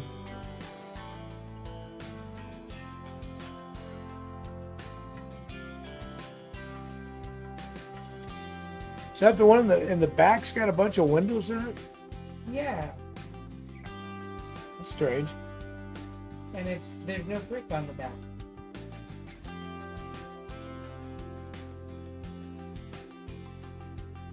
That's kind of odd.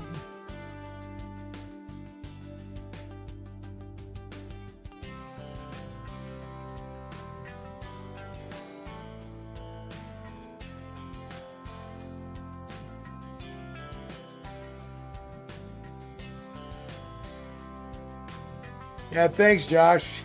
I keep getting distracted by Roxy's painting. I'm not paying attention to the train. Josh is going to keep an eye on the UP for me. Okay.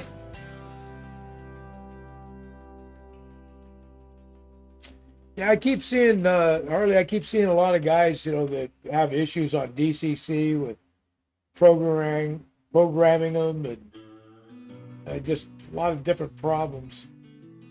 I'm sure there's a learning curve to that. Well, I would think so.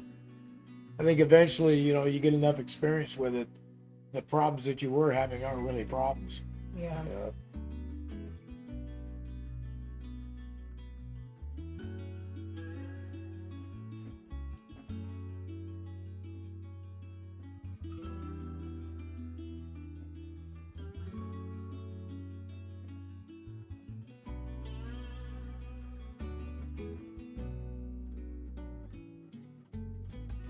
I'm looking at your rails. Add one on either entrance and exit of my tunnels.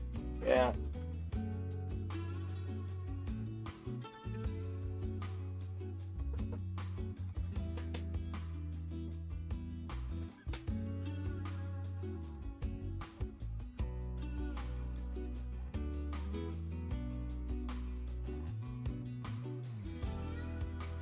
The Shadowwell says here he acquired a brass F7AB set a few years ago, still new in the box with wrapping paper. One owner. He wanted to get it tuned up and converted to DCC.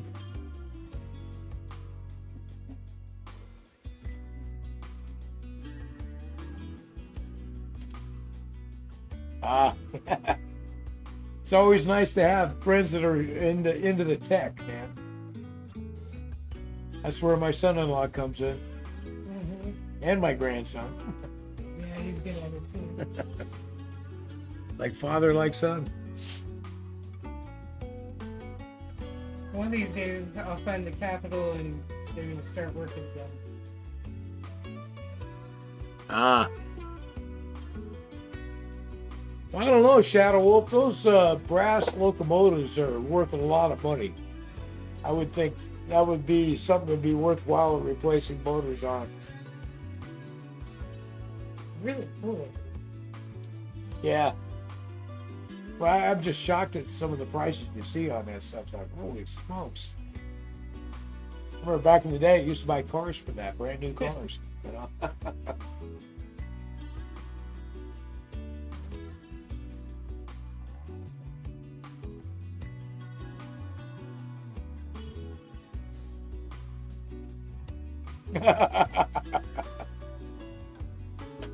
The problem is the IT tech guys come over to play with the trains and don't want to leave. Mm-hmm.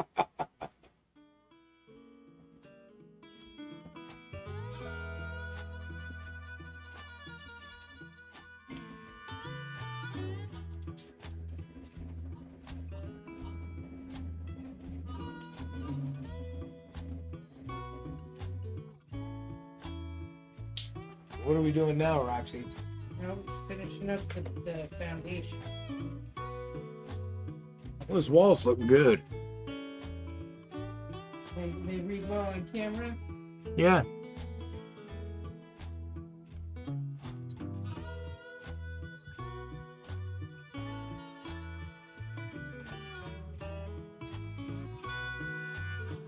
Yeah, it's gonna be a good looking building. I like the moss green. Yeah, I like that color a lot. It kind of suits the tan. You know, it's a muted color without being powerful. Yeah. This one's up. And once you get the windows in there, it's all together. Yeah.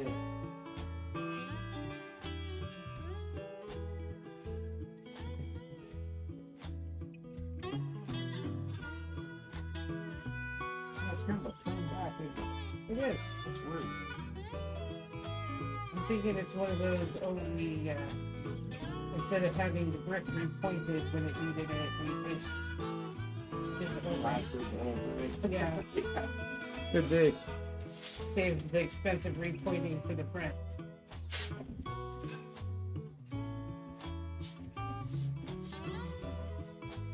I'm gonna run upstairs and refill this thing. Okay, There's more up there if you decide you want one. thank you. I meant to tell you that before, but I couldn't tell it too bad. It's all good.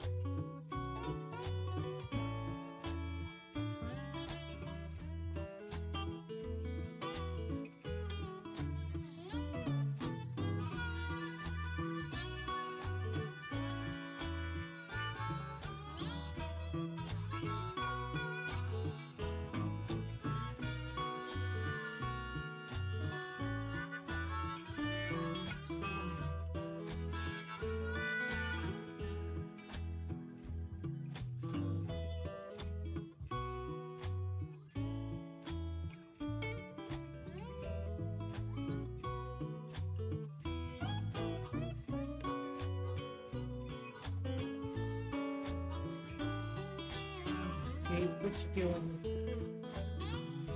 Okay, come on. What are you doing, buddy?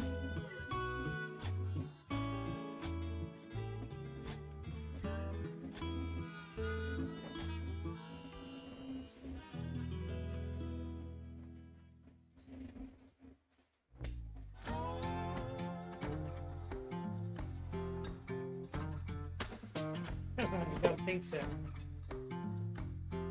Go.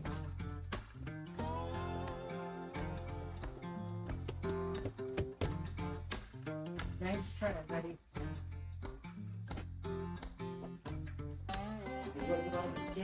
He was. Right, Daddy?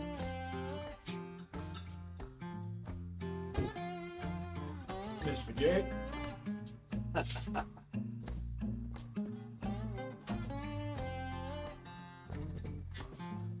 Yeah, it's all right, buddy.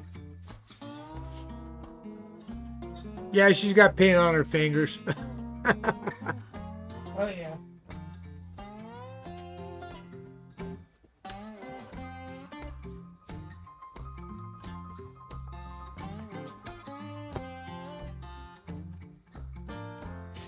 Yeah, I would think, not surprising that the power on those old grass ones are really a strain.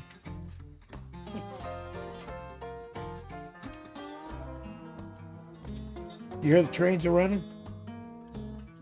The dogs all came down to the basement to say hey.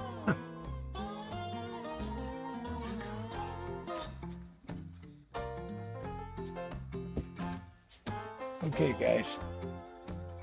All good. No, not down. Down. Thank you. It's a good boy. Okay, buddy. Okay. Just be cool now. Am I crowding you? Not nearly enough. Alright. You done? I think we did it. Wow. I think our building is painted.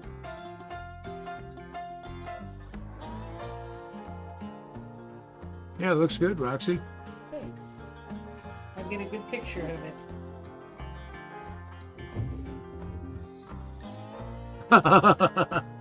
I get those kind of conversations there, Shadow Wolf.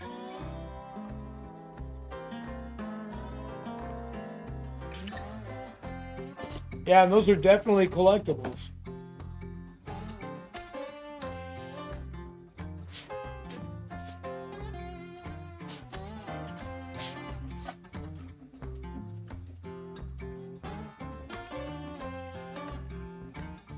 Yeah, that's great.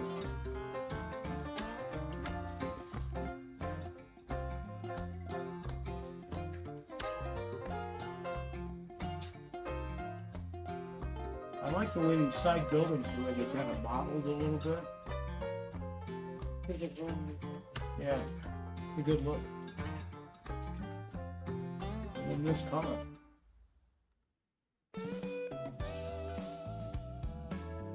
Wow. Yeah, I think that's a really nice in there. They're probably pretty close to front. Yeah, that looks good. Yep. Oh, awesome. Another good job, Roxy. Thanks, sir. Another fine job. Good.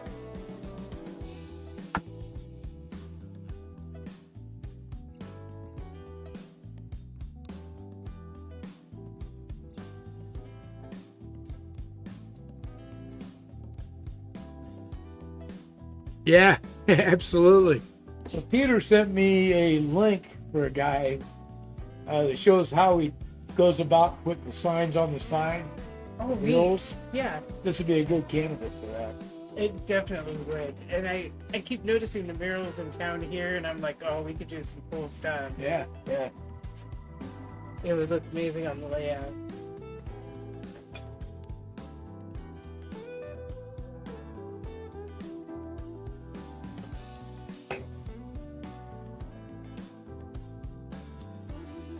Gosh, says you did a fantastic job. Thank you so much.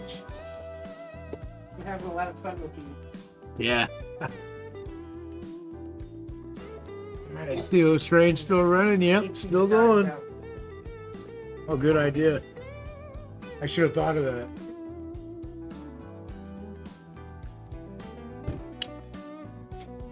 Dogs are being pests. They probably need to go out.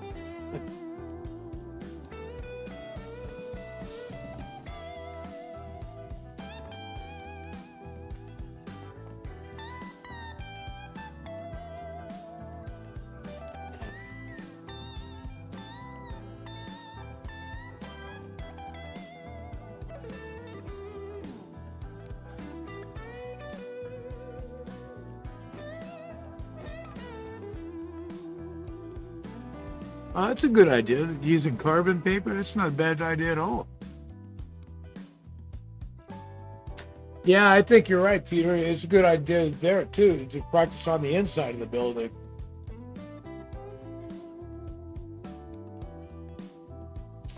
Hey, thanks for hanging out, Harley. We really had fun chatting with you. Hopefully we'll see you again next week.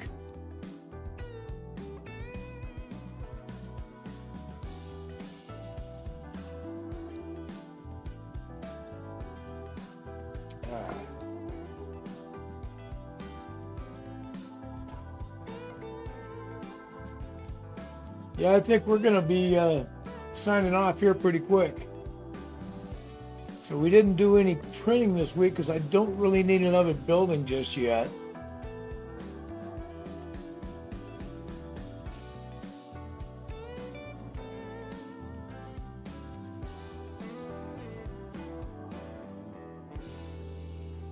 Yeah.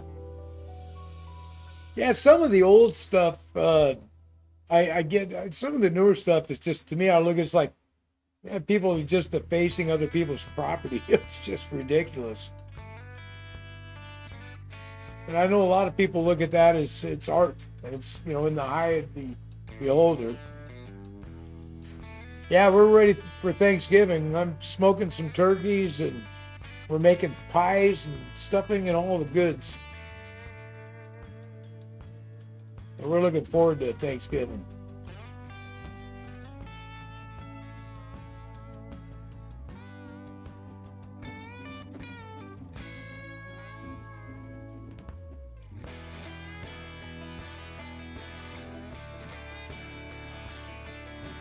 It looks like that UP's still moving along there, Josh.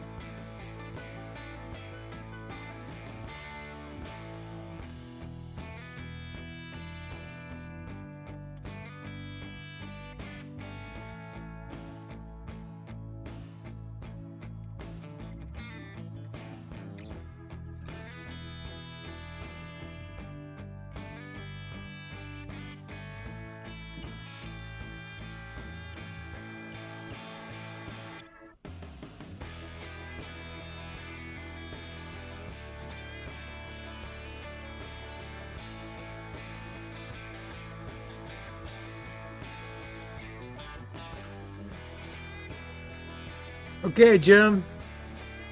Give that puppy a pet for me, buddy. Thanks for hanging out with us.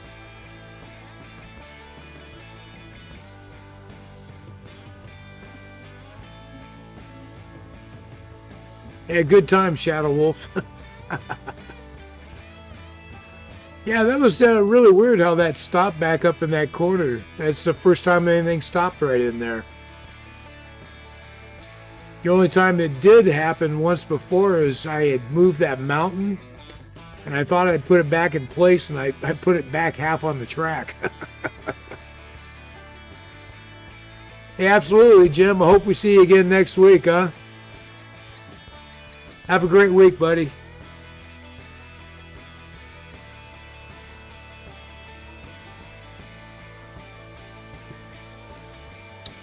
In fact, most of the time when things mess up here, it's because I did something dumb.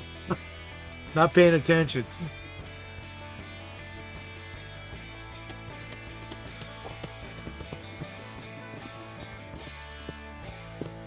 If Jim's going to bail out, he's going to go snuggle up with the pup.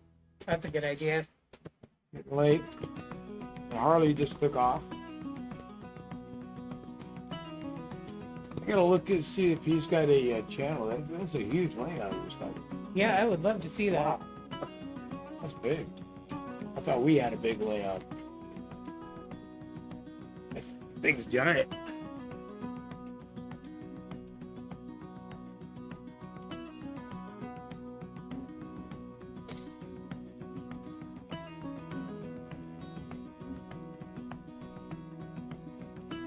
Oh, not just yet.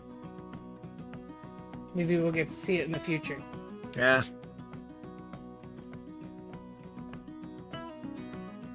Be nice. That's giant. I'm sitting here thinking about it. Well, man, that's like twice as wide as this is here. So I'd be like from here to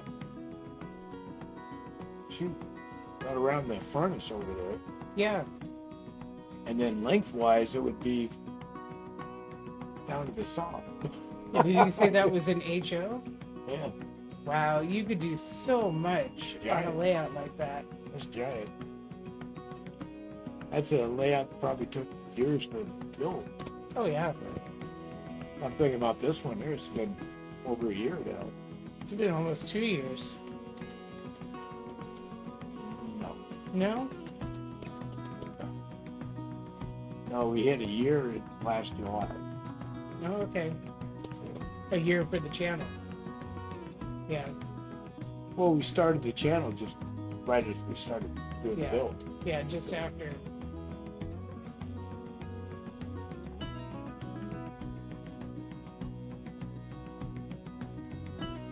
Actually, I think right when we started the build, because you started taking video as soon as I was building benches. Yeah. That was the very start of it. Yeah, all you had before we started video was the peninsula. That peninsula, yeah. Then I was already running stuff in the circle. Yeah. Yeah.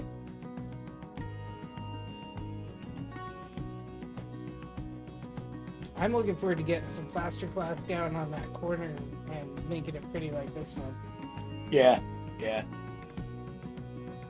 I'm looking forward to that, and I'm looking forward to doing some actual ground cover Yes. shrubbery and things like that. That's going to make a huge difference on that end of the layout. And get a lot more color down there. Well, this week we're doing that inside loop, getting all the terrain for that. Mm-hmm. And then we're going to paint the backdrop, and then we can do all the plaster cloth. Should we be doing the plaster cloth first in case we get it on the backdrop? Well, I don't think it's going to be a problem because we're going to pull all that stuff off. Oh, that's right. It's not glued in just Do the yet. plaster work. The scene where those two pieces come together, we'll leave as is, Mm-hmm. and then we'll come back and do a plaster. And do cloth. just that part. Yeah, Yeah. just seam that in. Yeah. I'm thinking those two pieces I'm going to use chopsticks to kind of stick in like this. Mm-hmm. To help give a little bit of rigidity there.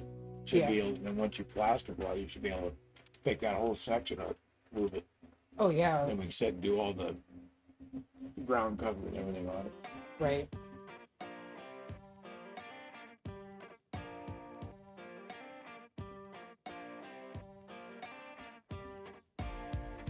I can't wait for Thanksgiving either, Josh. That's going to be good. In fact, Roxy and my wife went and did all the grocery shopping for Thanksgiving this past week. We took my nephew with us so we could get ourselves an extra turkey because it never hurts to have an extra one in the freezer. Yeah. And they were doing a good deal at the store. Yeah, we always do that. We always buy an extra turkey, so I got one in the freezer for down the road. Bring me a shrubbery.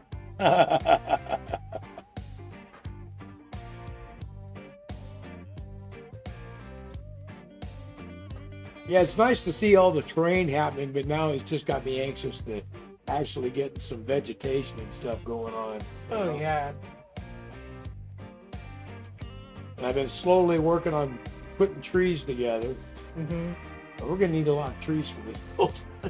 Yes, we are. But I think those the ones with the twine, Mm-hmm. those ones there, I think it would be good kind of filler type trees. Right. Because I really like the look of the ones like those two there, the Doug fir type. Yeah. But you know, you look at a forest, they're not all going to be Doug fir. Right. There's a variety. Yeah. What's your favorite Thanksgiving dessert, Josh? Oh, here comes the pie list. I do like me a pie. Yeah.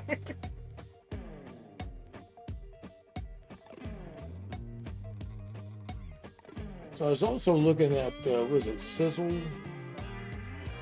The rope. Oh, the sisal rope. Yeah. Yeah. So I was also looking at that and thinking, you know, you could take, uncoil some of that, glue just the end of it, Mm-hmm. so you got sprigs up like this, and you could turn those into bushes. Yeah, absolutely. You could make bush using some Painted. of the coarse flocking. Yeah. You could make bushes. And, Yeah, you kind of shape it after you. yeah. Yeah. Peanut butter and pecan pie. I have never tried that. That sounds amazing. Oh, that's a good idea. Yeah. Yeah, it is. In fact, I think I am getting rid of a Christmas tree this year because I inherited Papa's Christmas tree and it's nicer than the one I have. Oh, Yeah, so I've got an extra. maybe we have to look into that. Yeah, Maybe that's something we can use.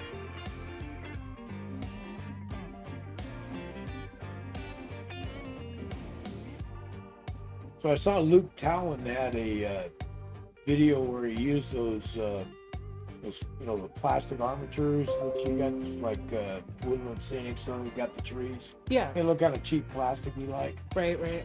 We used those, and he did a bunch of work on them to make these fantastic looking trees with it. So they just needed that extra step. Yeah. Cherry pie, that's my husband's favorite. Oh yeah, I do like good cherry pie. Yeah. You know, for years I couldn't eat cherry pie. Really?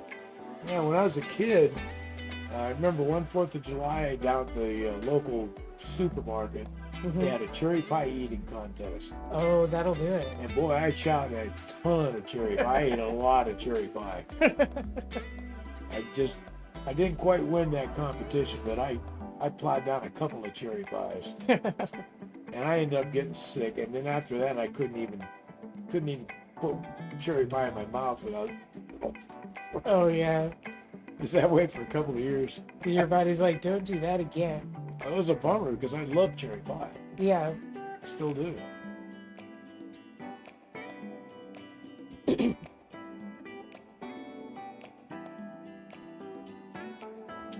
Although I gotta say, I think my all-time favorite is a peach pie. Peach pie? Yakima peaches. Yeah. Those are top shelf to me. Well, I think a lot of people have that problem with tequila. Yeah. For me, that was whiskey when I was a young guy. Oh.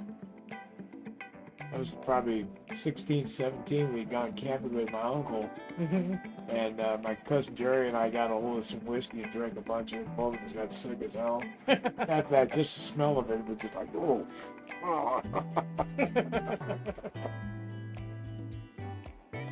Oh, that sounds like a great day, Josh.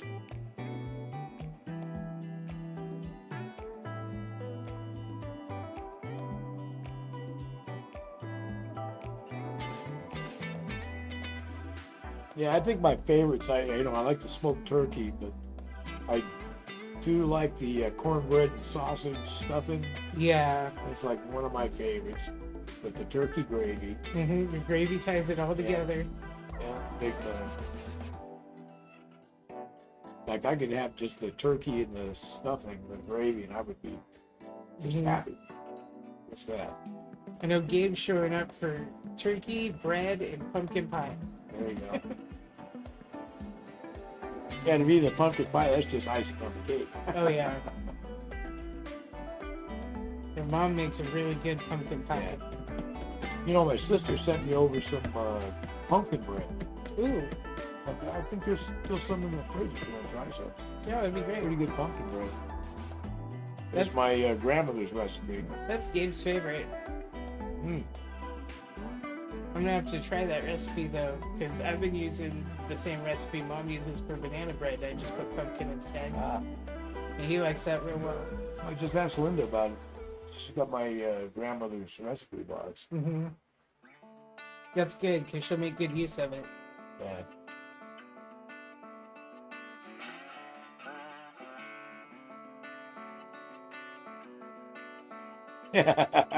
That's the way to go. Yeah, El Paso, yeah, there's a town. I was driving trucks. I used to have to go deliver down in El Paso. Uh-huh. And I never stayed in El Paso because it's such a rowdy, crazy place. The truck stops around there. Oh, yeah. So I would usually just go on past, make my drop and pick up, and then I'd run out of El Paso up to Las Cruces and stay up there. Somewhere you can get a good night's sleep. Yeah.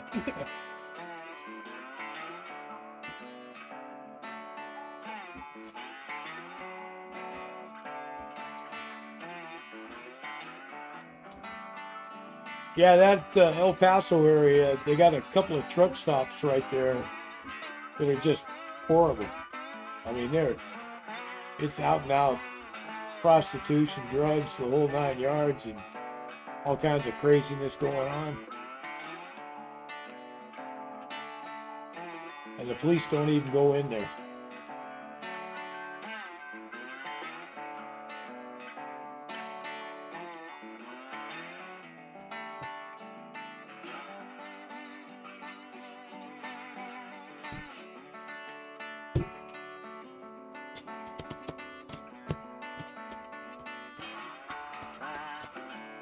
In fact, your mom and I were driving through there one time, we got to Las Cruces, and just as we're on the west side of Las Cruces, saw this sign for a Mexican restaurant, grand opening, and big lot, oh man, Mexican, let's stop there.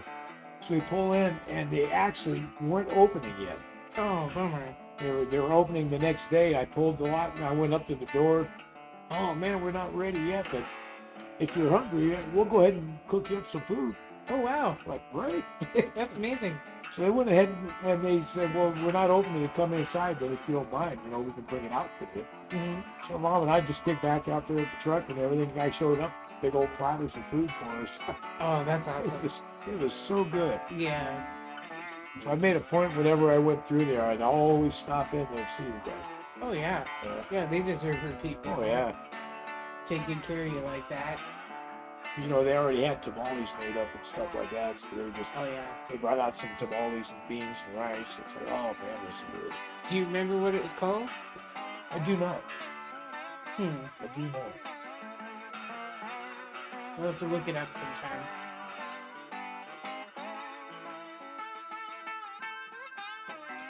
I just remember the exit. It's 2 exits out through the Flying J. Mm-hmm. I just remember you can see it right there from the highway.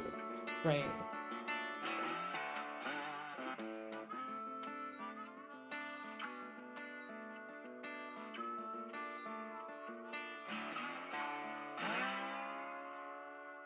Yeah, I can't remember the name of this. Shoot, that was like 20 years ago, so.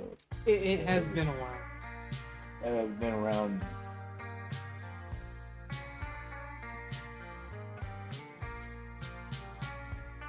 Must have been around. Hey, this was Mom and I were driving to Schneider. Oh, okay. So I was pretty young then. Yeah. Yeah. That was a long time ago. That was before my kids even existed. Yeah, I was gonna say it had to be like 2001, 2002, right in there. Yeah.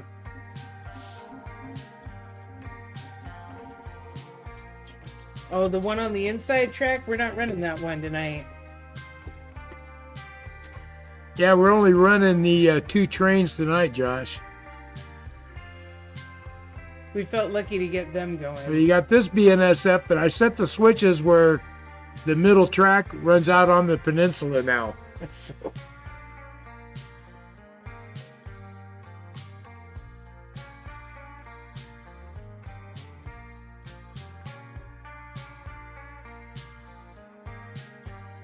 The other thing I remember about the Flying J down there in Las Cruces. Uh-huh. So during the time of year where they're harvesting all the chilies and everything down there, you're in the parking lot, there's chilies laying all over the ground, all over the damn place. Oh, wow. Because they're just, they load those trucks to the gills. And they're they're just going in, they're falling out of the truck, and they're on the highways and up and down the streets. It's well seasoned. It's the same thing in California, the Central Valley, when tomatoes are seasoned. It's like a bloodbath going up the interstate. There's smashed tomatoes everywhere. Yeah.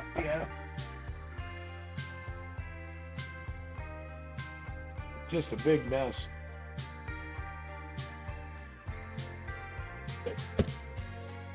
All right, folks. Well, we've been on for a few hours now. We're not doing any printing. All our painting's done. Yep. So I think we're going to call it an early night. We still got some videos to edit. A few things to take care of, but really appreciate all of you jumping in here on Sundays and hanging out with us and chatting. Always some great conversations. It's a highlight of our week to hang out with everybody. It truly is. We're always busy doing all kinds of things, and Sunday's always just kind of a relaxing, chill hangout day for us. So it's good. We really appreciate all of you guys jumping in here every week. And we definitely be having another live stream next Sunday. Yep. And whole new building to paint. Yeah. Whole new evening to hang out. Another building, and hopefully more done on the layout. Yep. So